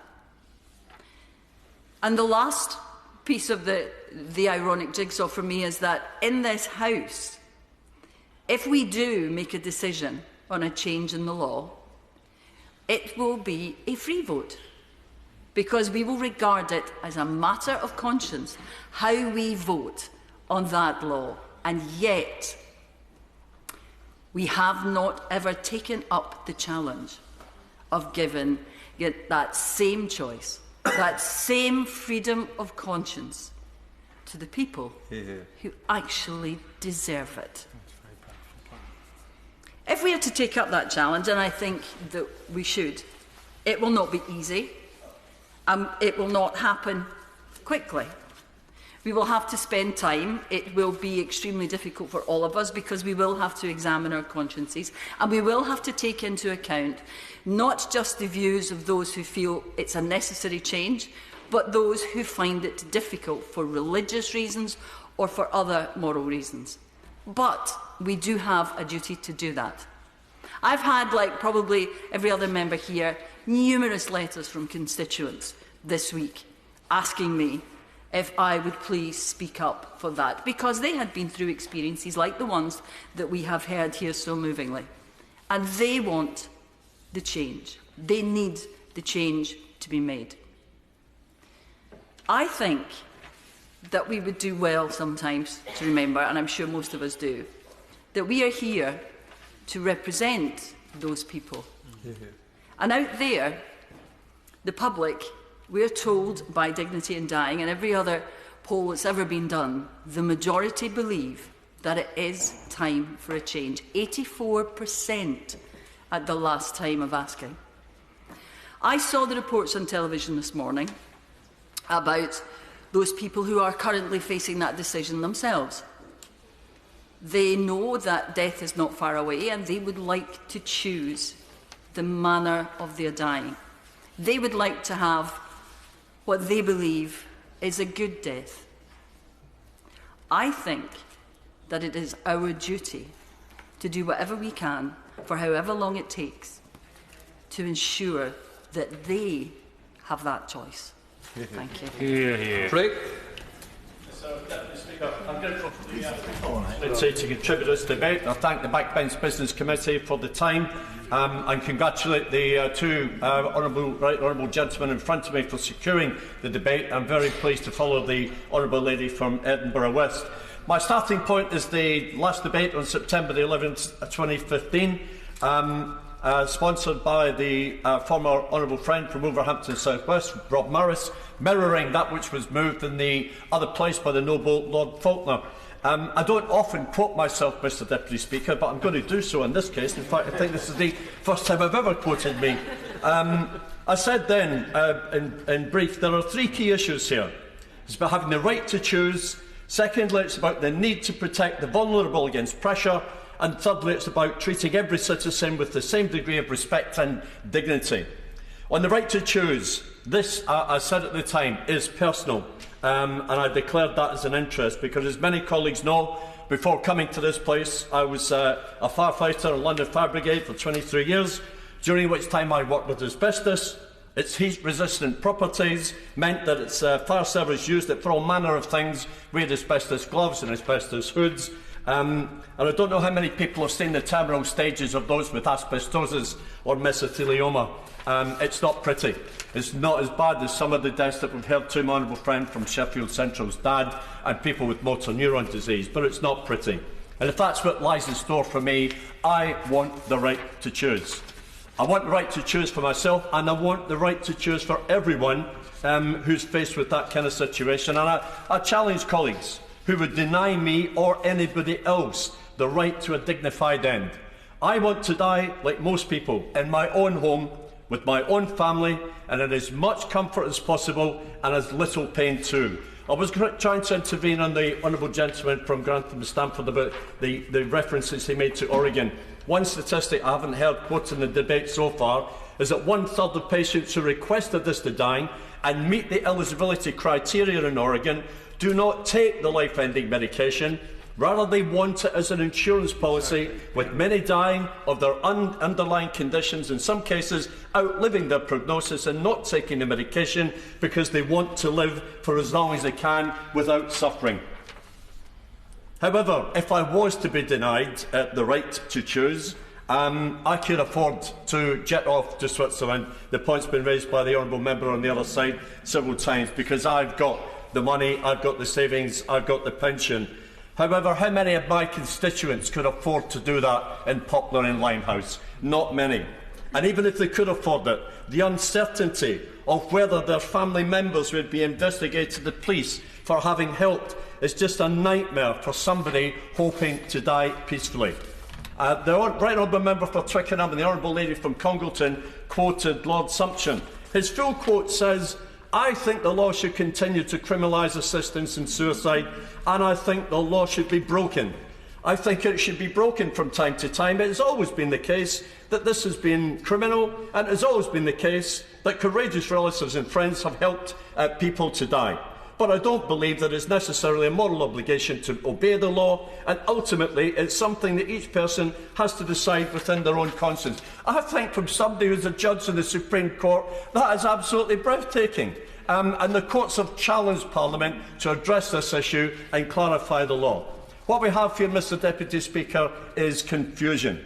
DPP guidance, the public prosecutor guidance clarified by my now right honourable learned friend from Holborn and St Pancras, done with integrity and courage, does not eliminate the risk of prosecution or certainly investigation and caution. Different constabularies, different doctors, different standards means we have not just a two-tier system, but a multi-tiered system, and it doesn't protect the vulnerable. The bill moved by my honourable friend from Wolverhampton South West had 15 safeguards written into it. The law is not as strong today as it would have been had his excellent bill been passed. We need better safeguards. The bill in 2015 provided that. I want to conclude by thanking the families, the bereaved, the campaigners, Dignity and Dying, for the progress that we are making on this issue, because progress is being made. Public opinion is changing. The Lords is almost there. The Commons is slow and behind. But I think eventually we will provide the people of Britain with the right to choose their own end. Jeff Smith. Thank you, Mr Deputy Speaker. I don't plan to take the full 6 minutes, not least because we've had so many really eloquent and brilliant speeches today, and I want to pay particular tribute to the two members from Grantham and Stamford and Sheffield Central for incredibly moving and powerful speeches. I supported the change in the law in 2015, and I would do so again. And I also want to pay a tribute to those members today who've come to this debate with an open mind and said that they've changed their minds and had the bravery and the open-mindedness to do so. And I supported the change of the law because I believe it's not working, and I wanted to emphasise really 3 points why I think it's not. Firstly, the unfairness of the current situation, and we've already heard about how roughly one person a week goes to Switzerland, but you go to Switzerland if you have the financial resource, the practical resource, and very often the emotional support to do so. And we should not be condemning those without the financial resources to an end that is not of their choosing, while other people can afford to go abroad. Now, even that, I would argue, is would not be their first choice and is not their ideal situation, but at least they have the financial means and the support to be able to make a choice. And we should be giving that choice to everybody who needs it. Secondly, I wanted to touch on how the current law results in perverse outcomes, you might call it. And we've heard two excellent speeches from the members from Sheffield Central and Eddisbury about how it results in people dying sooner than they should. And I'm not going to repeat those remarks because they put it far better than I could when I pay tribute to those two speeches. Thirdly, I wanted to touch briefly on the issue of palliative care, because this debate very often is framed as a kind of choice between good palliative care and a choice of the way to die in assisted death. Of course, it's not. It shouldn't be a choice between good palliative care and a right to choose how you die. Of course, we need to invest in good palliative care. We need the best palliative care that we can get. But even with the best palliative care, you can't stop all suffering at the end of life. And the opportunity for somebody to choose their way of dying should be in addition to great palliative care. And I also wanted, though, to respond briefly to three points from the debate. Firstly, I wanted to agree very strongly with the honourable member from Grantham and Stanford in his request for a call for evidence and the study, the experience of Oregon and Canada. And I don't share the pessimism of others that we can't frame legislation that works for the people who need it to work in this country. And gathering that evidence and learning from those examples will, I believe, allow us to do so. I wanted to disagree, I'm afraid, with the honourable member for Cleethorpes, who said that if we introduce assisted dying, it lessens the value we put on human life. And I strongly disagree. If we value human life, if we value people, we should allow them to live the life they choose. And that includes the death they choose. And I also wanted to briefly make a point about the statistics that my honourable friend from West Ham quoted earlier about the number of people who quoted being a burden as a reason for choosing assisted dying in Oregon. I think it only tells part of the story, because people who request assisted dying in Oregon give several reasons. It's Washington. Oregon and Washington give several reasons. And request to die in both those states, the highest reason is 90%, over 90%, I think. Request is because of loss of autonomy. Being less able to enjoy life is around 88%. Loss of dignity is around 74%. So I think it's important to tell the whole story with the statistics that were quoted. Yeah, of course. Do you know, I've really regretted not putting myself down to speak in this debate, because I do think there is an absence of understanding about just how difficult it is for many people in this country to withstand the pressures, and elsewhere, the pressures of family who might feel that they are a burden upon them. And I think that we are tripping gently into a hellish nightmare for many people to come. And I just urge him to listen properly to what people say. No, I absolutely hear what you say, what the honourable friend says, and I accept that there is a real concern, but I don't think that there is not a legislative framework that we can create that takes account of those concerns and allows the safeguards to be put in place to allow those concerns to be ameliorated. I think it comes down in the end, and I'm going to finish here, to one key question. If you're faced with, if I am faced with a terminal illness and a painful end, would we want the death of our choosing for ourselves? Would we want the death of our choosing for our families? And if the answer is yes, as I believe it would be, then we should allow that choice for everyone. Thank you, Mr Deputy Speaker. And it's a pleasure to follow my honourable friend, the member for Manchester Withington, although I disagree with mostly everything he said. And I don't think that means that my mind is not open. Indeed. Now, I wanted to take part in this debate in response to requests from constituents urging me to attend and to represent their views. And not surprisingly, their views are more or less equally split. Yep. From the retired GP, who urged me not to support any changes, to those who were moved by the very sad case of Geoffrey Whaley, to ask if it would be possible for a change in the law to be made. And we all know that this is an emotive issue which divides opinion, with strongly held views on both sides.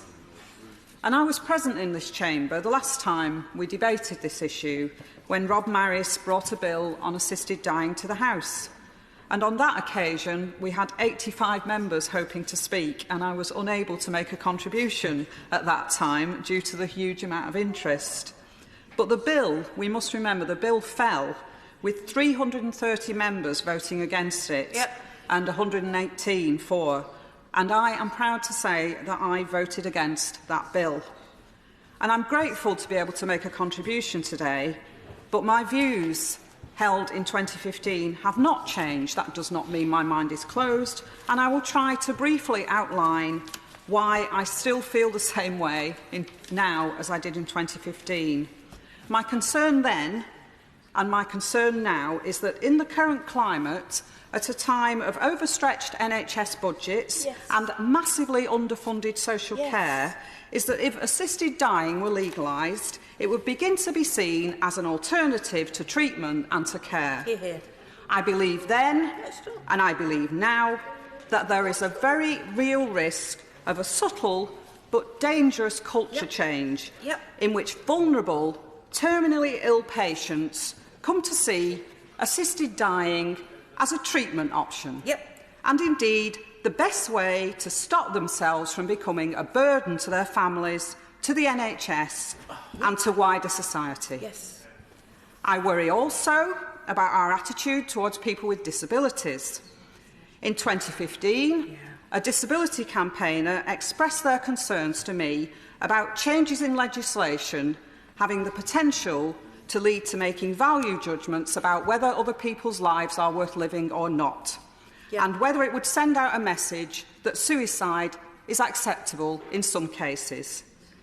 As the campaigner said to me, someone taking their own life is seen as a tragedy, except if that person is disabled. Then it's seen as understandable. And I don't believe that there have been any societal changes between then and now which will have led to any alteration in attitudes towards those with disabilities, and those concerns remain valid. Absolutely right. The retired GP, who I referred to earlier, told me that in her career she had been asked on a few occasions by terminally ill patients if she could end their lives for them.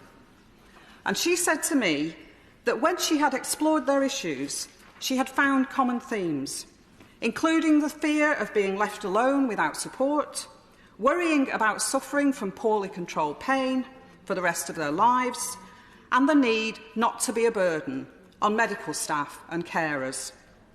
There were also psychological issues, including profound sadness and despair at their predicament, sometimes accompanied by depressive illness.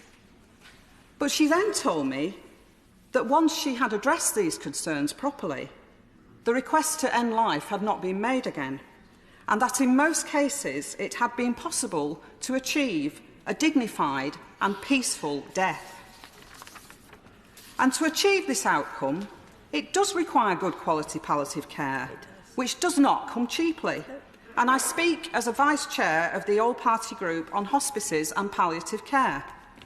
We need to look at the funding of hospices and palliative care, a huge proportion of which comes from charity fundraising, and we need to put the provision of good quality end-of-life care on a much more sustainable basis. Now, some of my constituents who support changes in the law have said to me that they want to see changes because, and I quote, "nobody should be forced to live in unbearable pain." And I completely agree with that. And that is exactly why we need to make sure that patients receive better palliative care and that better information and support is given to terminally ill patients and their families. I welcome this debate. It forces us to ask the right questions about how we care for the sick and for the dying. But I believe strongly that the answer lies in improving palliative care, making it accessible to all those who need it, and we need to get that right rather than changing the law on assisted dying. Much, Mr Deputy Speaker. I want to thank the Backbench Business Committee, the members for Grantham and Stamford and for North Norfolk who brought the debate, and those members who have described in moving terms their personal experiences. I also want to congratulate my honourable friend from Hayward and Middleton, who's just spoke in moving terms about the importance of good quality palliative care, because she's absolutely right. But as far as I'm concerned, it's both. We need better quality, better informed palliative care, and we need to change the law on assisted dying. Now, I listened on Monday morning on Radio 4 to Anne Wally's moving account of the decision her husband Jeff took to die at Dignitas. And last night I read Annabelle Dixon's blog, how she described in such loving terms her sister Jemima's life and also of her death at Dignitas. And what both Jeff and Jemima decided, that with their different but both degenerative conditions, in order to have a good death, in control, a simple act, taking the medicines oneself, with their loved ones around them, and to get around UK legal restrictions, the only way they could do this was to die in suburban Zurich. And what struck me about both Anne's account and Annabelle's was the difficulty of having to go to Zurich, the logistics of the journey, the pain of travelling when you're very sick, and the fear of prosecution. And then there's the cost of fees, travel and accommodation for everyone so that loved ones can be with the person at their end. Jeff Wally and Jemima Dixon and others who've taken the journey to Zurich had the capacity and the funds to make the arrangements. And as others have said today, the cost of going to Zurich is outside the means of most people. But we've heard of other deaths today that were not happy, that were not with loved ones present, where people could not, because of fear of prosecution, discuss their plans with their loved ones, and particularly that of my honourable friend from Sheffield Central. We know that clinicians often feel that they have to take control and they can't discuss what they do with anyone else. Very often this is about upping the dose of morphine until the person slips away, or in the case of my honourable friend from Gower, a much more tragic story, removing the drugs that was keeping their loved one pain-free and alive, but also removing the possibility of that person and their family discussing their end, which was going to be soon, but needed to be pain-free and calm. Now, many constituents have written to me today supporting the change in the law, and in 2015 I voted to support the change. Now, can I assure honourable members concerned about the change in the law that this debate is not about disabled people or those with life-limiting conditions, or those considering suicide through depression. It's not about frail elderly people worried about being a burden, and it's not about vulnerable people at risk of being exploited on their death. Reading Anna Dixon's blog gave me an understanding of the level of assessment and scrutiny that was gone into over several stages before the assisted death in Zurich was permitted. The law change under debate today is only relevant to people of sound mind with a terminal illness, people who can predict the rough timing but also the nature of their own natural death, undignified, painful and traumatic if they can't take control. It's relevant to those who want to choose when to end the suffering that they know they and their loved ones will experience. Now, Mr Deputy Speaker, as we've heard, public opinion is moving behind a change. And as we've also heard, people of faith are changing their views. I talked to a colleague here yesterday whose faith background would generally oppose assisted dying, but who is now minded to support a change in the law. The medical profession is also coming around to support a change, or at least move to one of neutrality. And I do understand the concerns of those honourable members who've raised their worries today.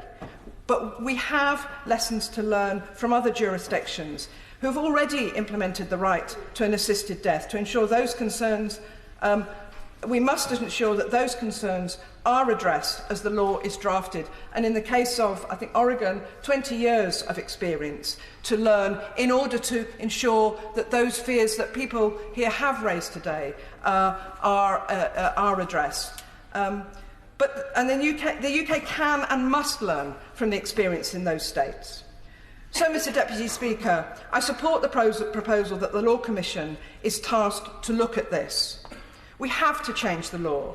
We owe it to those who know what their final months hold without assisted death, and who want to choose the time and place of their passing and who is with them at their end. We have to remove the grey areas for them and for their families. Mr. Deputy Speaker, it is almost 4 years since we last debated and voted on this matter. As has been said in the Rob Marris's bill, which itself replicated the Noble Lord Lord Faulkner's bill in the other place, and I thought those were thoughtful pieces of legislation. At the time of the last debate, I was in the position of honourable friend for Bradford East, which is replying from the front bench for the opposition, and it was a very highly charged debate. I think there was some 85 members trying to speak.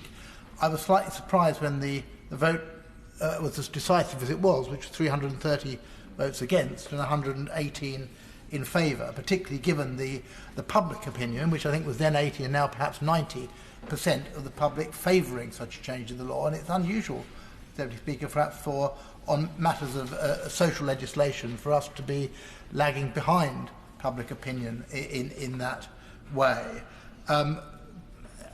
From reading that debate and from some of the speeches this afternoon, I think a number of members do speak from a religious perspective, and I entirely respect that right and for them to make their own decisions.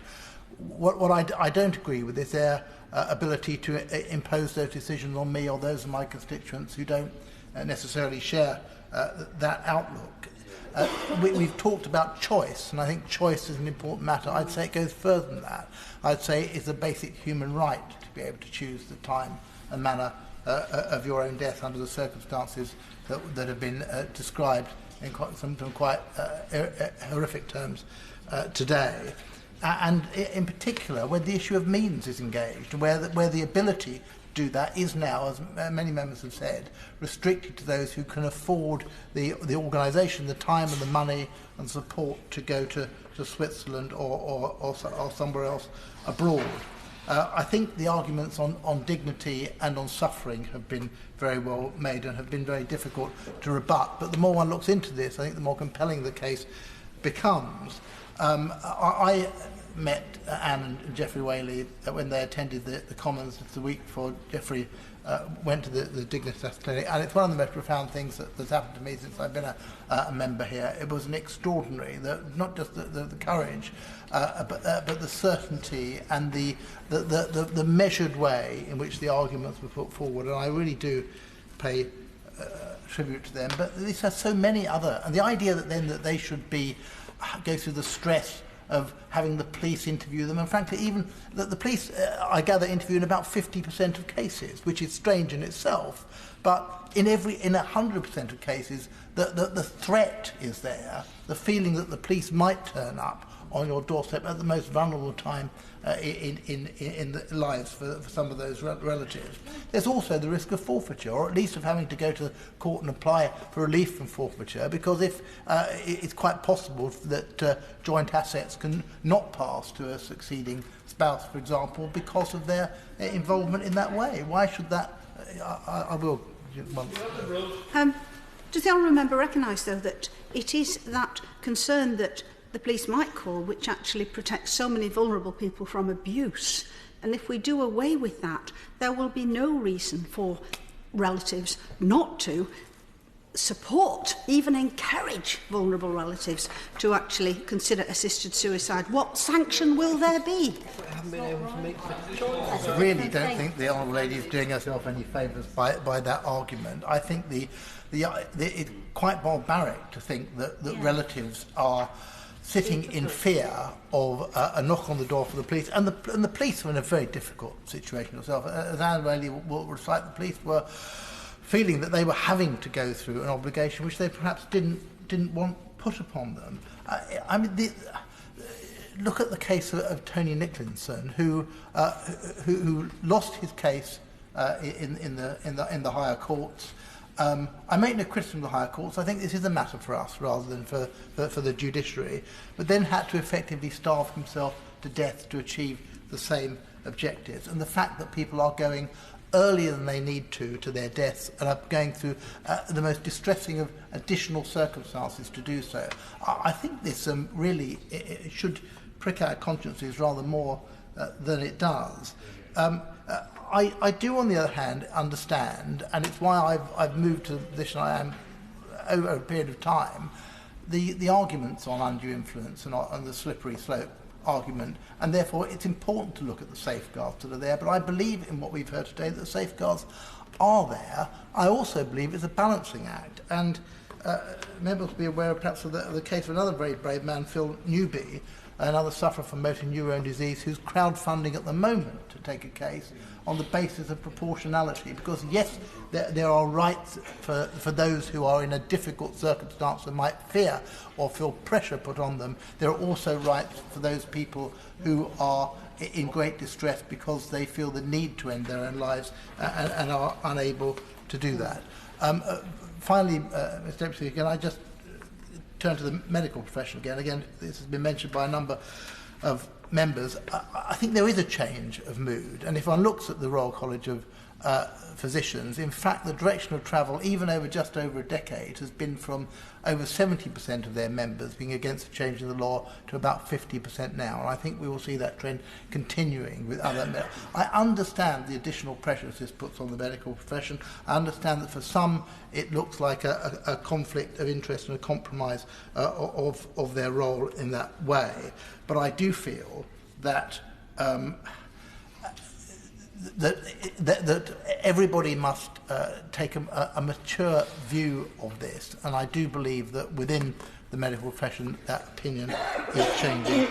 On the issue of palliative care, I think we would all support good quality palliative care for a number of reasons, including taking the pressure off the acute sector and off our hospitals, and it often can be the best place to die. I'm furious at the moment that the Pembridge palliative care unit, which serves my constituents, is being decommissioned. It's an excellent unit, and I will fight to preserve that unit, and that announcement we only learnt last week. But I don't believe that there is a conflict here with what we're discussing today. The two things just sit alongside each other. They are both matters of compassion and about doing the best for people in extremis at the most difficult parts of their lives. And so, with a lot of thought, Mr. Deputy Speaker, I support what's been said, and I congratulate the movers of this motion today.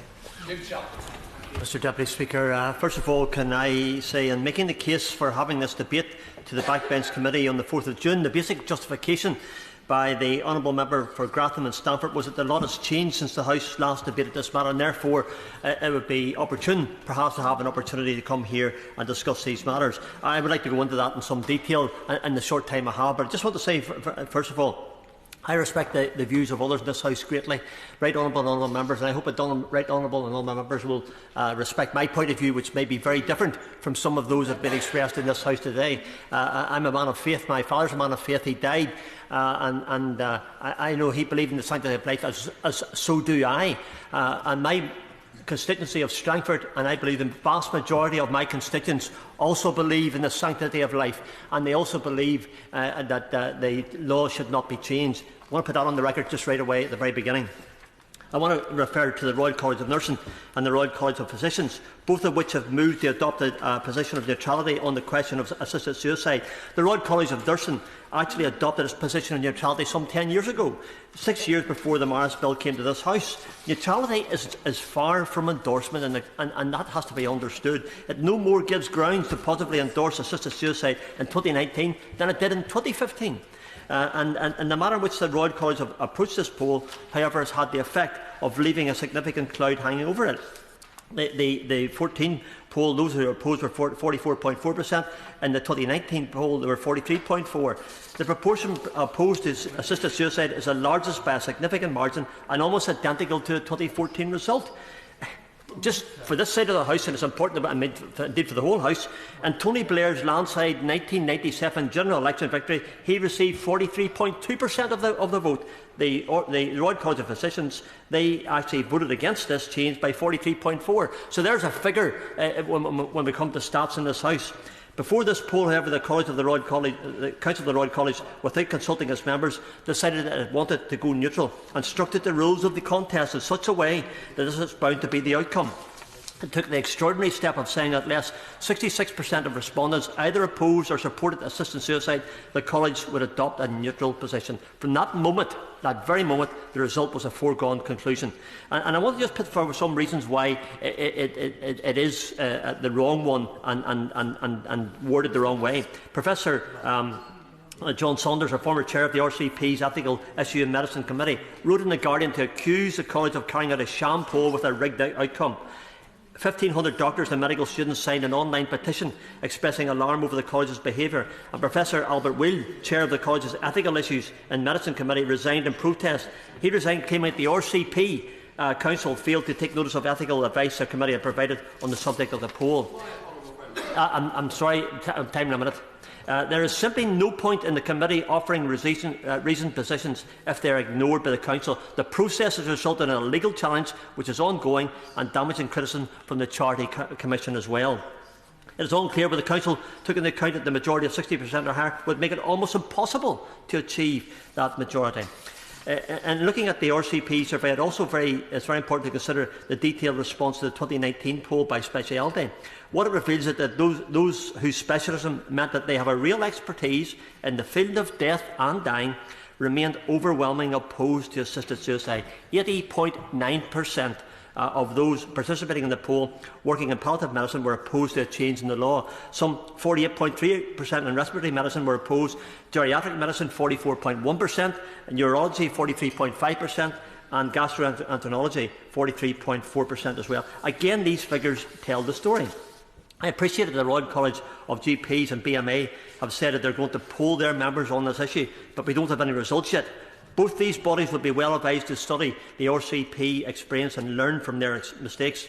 In this regard, they could do well to study an important new paper written by the former chair of the Ethics Committee, Professor Will, and it would be very, very helpful for that to happen. In the ComRest poll, in the very short time that I have, can I say that there was a number of things that were posed in relation to how that was worded as well. Dr Al Bagel concludes in his executive summary referring to that poll. We would caution MPs and the public assuming, simply based on the results of this poll, the ComRest poll, there are a number of problems noted with the survey. The fact that the poll is likely to be unrepresentative because of the democratic profile of respondents. The fact that only one side of the argument was presented to respondents in the question. Wording using emotive language, including terms such as unbearable suffering. The fact that response options for several questions are designed such that they lead people to choose a certain answer, even if they do not have a strong opinion, and may lead respondents tending to select positive options, even if that is not a settled opinion. Mr Deputy Speaker, the basic problem with the proposal to legalise assisted suicide remains unchanged. It costs £5 to give someone a lethal dose of barbiturates. It costs between £3,000 and £4,000 to keep someone in a hospice each week. In this context, the right to die for the eloquent and the financially well-off will become a duty to die for the vulnerable. And that's how I feel, and other members have felt in this House here, and some of those who aren't here at this moment in time. So it's deeply shocking that anyone living in a so-called society should avail themselves of a state-sanctioned means of killing themselves. The Oregon and Washington State conclude with this comment. They said that 51% of those questions said they did not want to become a burden was one of the motivations for their decision. I have no desire, Mr Deputy Speaker, to live under a law like that, and no desire, therefore, to see the legislation of assisted suicide in the UK. We need a system that supports and helps families so that they can feel they are not a burden, and I push for change in this rather than in the current law. Thank you. Imran Hussain. Thank you, Mr Deputy Speaker. There is no doubt that this is a deeply sensitive debate on matters of considerable gravity, and I want to thank all the honourable members who have contributed to this important debate this afternoon. The topic of taking a life is not one that this House can or should be debating lightly. And there are clear opinions, including strong points and robust arguments that have been made on all sides of the House this afternoon, including by members who themselves have been directly affected by the issue at hand today. And we heard from the honourable members for Grantham and Stamford, Twickenham, the honourable lady for Gower, and the Honourable Gentleman for Worthing West, all of whom referred to personal experiences. And we also heard the very passionate and emotional speech from my honourable friend for Sheffield Central. And can I just make the point, it is always very difficult to stand up in this place and make reference to some very personal matters, whether we agree with each other on those matters or not. I think where we should pay tribute is where honourable members show bravery in getting up and talking about those experiences. Mr Deputy Speaker, in the short time I have, I will seek to summarise the debate so far. We've heard arguments being made as to why the law on assisting dying should be changed. The primary point that is put forward for changing the law on assisted dying is that it ends an individual's suffering in the final days, weeks and months of their life after being put through the tortures of terminal illness. The further point of individual liberty is also made, with members stating that we have free will and that we are responsible for our own lives and that we should be able to choose the time and the place of our own passing as a result when faced with a terminal illness. And many state that the safeguards that would absolutely be necessary should assisted dying be legalised can actually be put into place to prevent abuse of the system.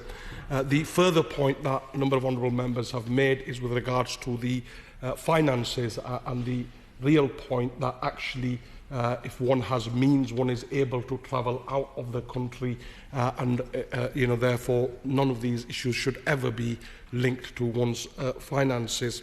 However, there is nevertheless resistance to changing the law on assisting dying, and as some members have pointed out here today, one of the first points made is any attempt at legalising assisted dying for people with terminal illnesses represents a slippery slope that can start with legalised assisted dying but then escalates to the point where we see legalised assisted suicide and legalised euthanasia. Such a situation, it is argued, would be beyond what was originally envisioned in the legislation of assisted dying and could lead to further issues. One of these further issues pointed out is that people with terminal illnesses or chronic conditions, particularly the elderly, could see themselves as a burden on their friends and family and opt to end their lives to allow them to escape the perceived pressures that they place upon them. And there are further concerns that the elderly and those with medical conditions can be pressured into ending their lives against their will by a number of different people. We've also heard that there has been some resistance from the medical profession, with the British Medical Association setting out their opposition to this policy and the Royal College of Nursing refusing to advocate for it, although a number of members have quite rightly made the point that the medical profession's position is also shifting of late. But one of the positives that will come out of this debate, however, is that we are talking about death. Because as a country we don't do it enough. It's still one of the society's last great taboos that we just haven't overcome. When talking about death, we close up and we don't discuss it, because by not discussing it, we think we can avoid it happening to our friends and family, to those we care about and to ourselves, and that we don't have these conversations often enough or deeply enough, particularly when a friend or family member is suffering through a terminal illness and approaching the end of their life, is one of the reasons why palliative end-of-life care is not as good as it can be, and too many people are reaching the end of their lives in hospital, not in their own homes, surrounded by family. There is no reason why we as a society cannot provide end-of-life care which provides full pain relief and soothes mental distress. That is why we have committed to providing free social care for those on the palliative care register, starting with those with the highest needs, to ensure no one has to die in hospital for want of a social care package of support. Time not permitting, Mr Speaker, I've already gone over a few seconds of my allocated time, but in conclusion, this issue is a clear issue of conscience, and I recognise that members on either side of the debate have put forward strong and robust arguments for their point of view. And if we are to take one thing from this debate, it must be a commitment to improving the level of care that those approaching the end of their lives receive, and give them dignity in death. Ed. Thank you, Mr. Deputy Speaker. And with your permission, I will endeavour to conclude a few minutes before 5 o'clock to allow the honourable gentleman a few minutes to respond if he wishes to. Mr. Deputy Speaker, it is rare that a private member's Bill Friday is one of the most memorable occasions in this House. But the debate in 2015 on a private member's bill on this subject is one of the most memorable occasions in my time in the House thus far. It was a crowded House, the speeches were many and of an exceptionally high quality, and the division saw an exceptionally large number of honourable and right honourable members voting on a private member's bill. It was an example of the House at its best, debating a deeply emotive issue and an issue of huge significance in a dignified, informed and passionate but respectful manner.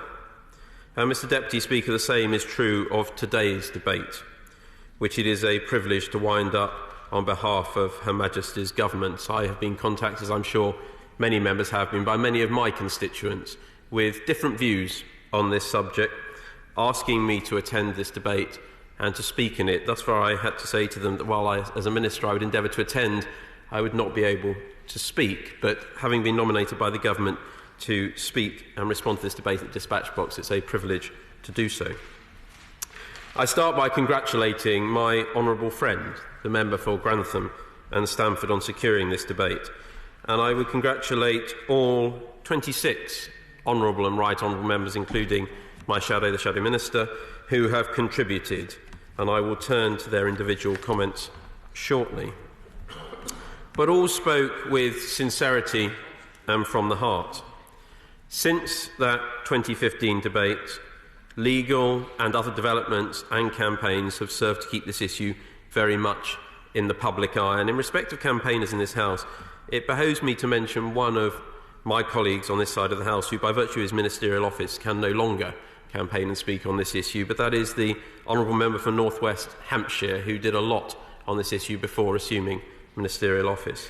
And we have seen various opinion polls and media coverage, most recently on Radio 4's Today programme, focused on this issue.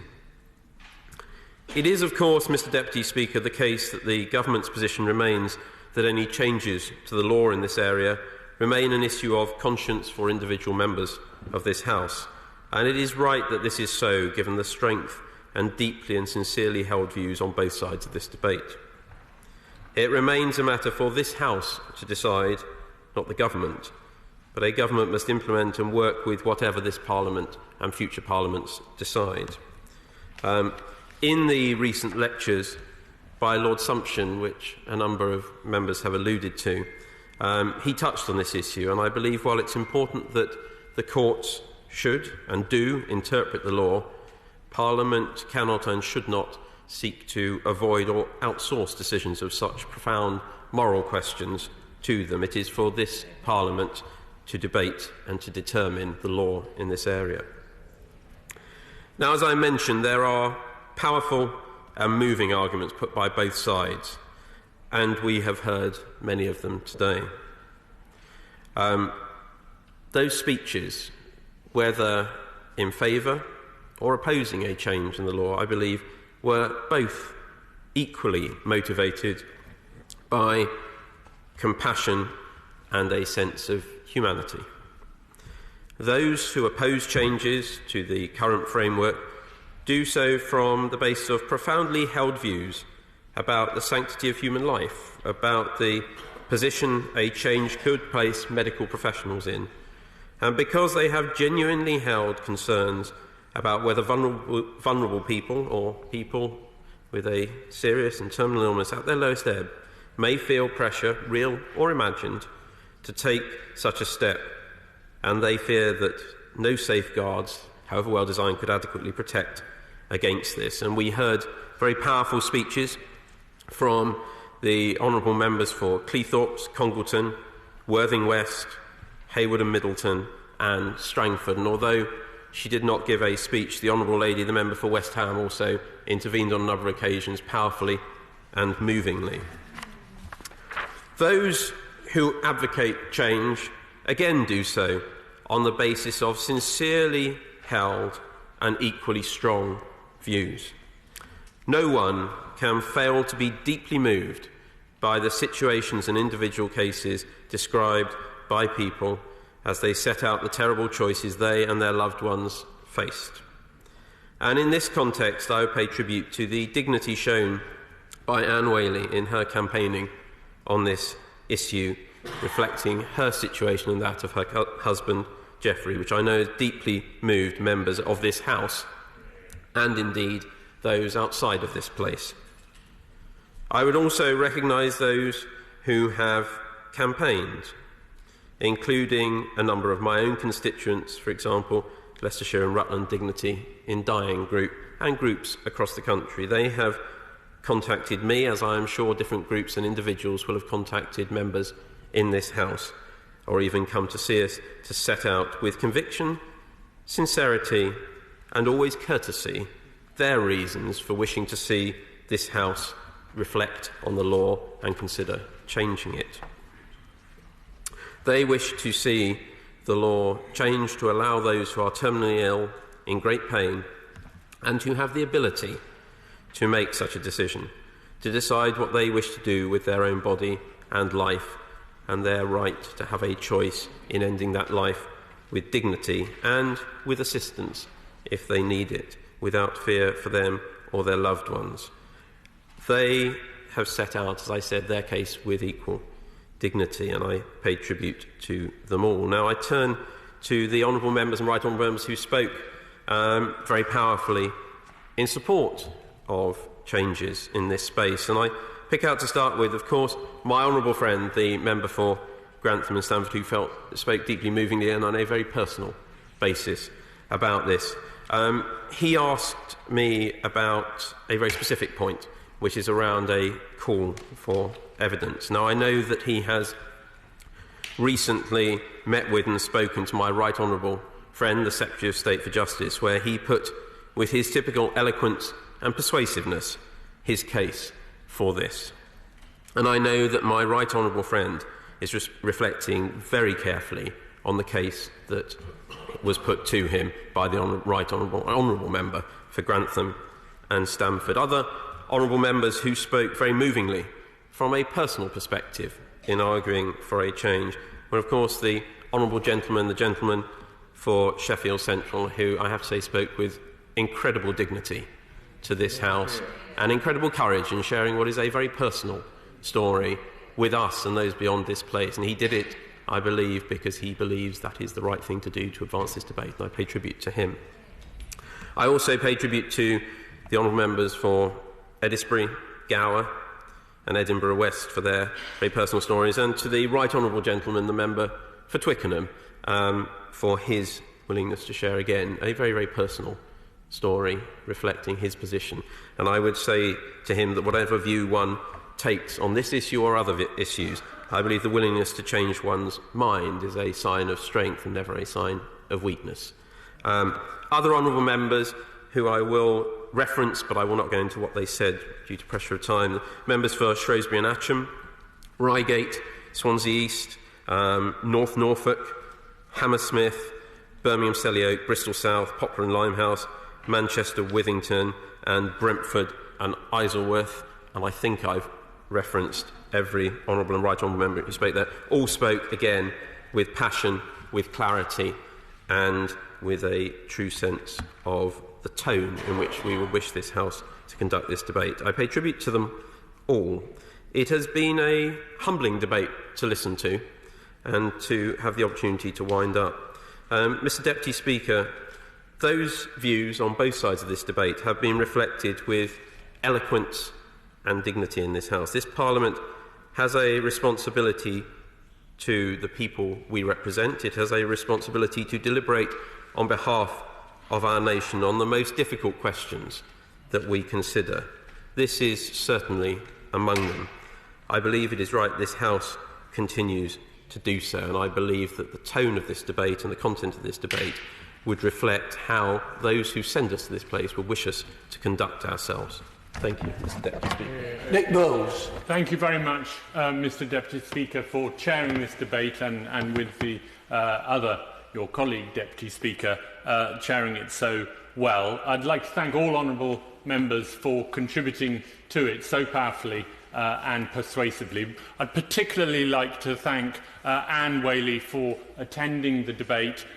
She has inspired us all to be here, and whatever arguments we made, I know we all think that she is a truly marvellous woman and that her husband would be very proud of her today. And I'd like to thank all of the other family members and those suffering from terminal illnesses who've taken the trouble at a time of great stress in their lives to join us and to observe our debate. I'd just like to end really on this note, Mr. Deputy Speaker. I have changed my mind about this issue. Many people have changed their mind about this issue. I hope that more people will change their mind about this issue so that we can get on and change the law and make this country a more humane place for people to live and die. The question is, as on the order paper, as many of that opinion say aye, aye. Of the contrary, no. The ayes have it, the ayes have it. We now come to motion number 2, business of the House. Minister to move. I beg to move. The question is, as on the order paper, as many of that opinion say aye. Aye. Contrary, no. I think the ayes have it. The ayes have it. I beg to move that this House do now adjourn. The question is, this House do now adjourn. Ivan Lewis.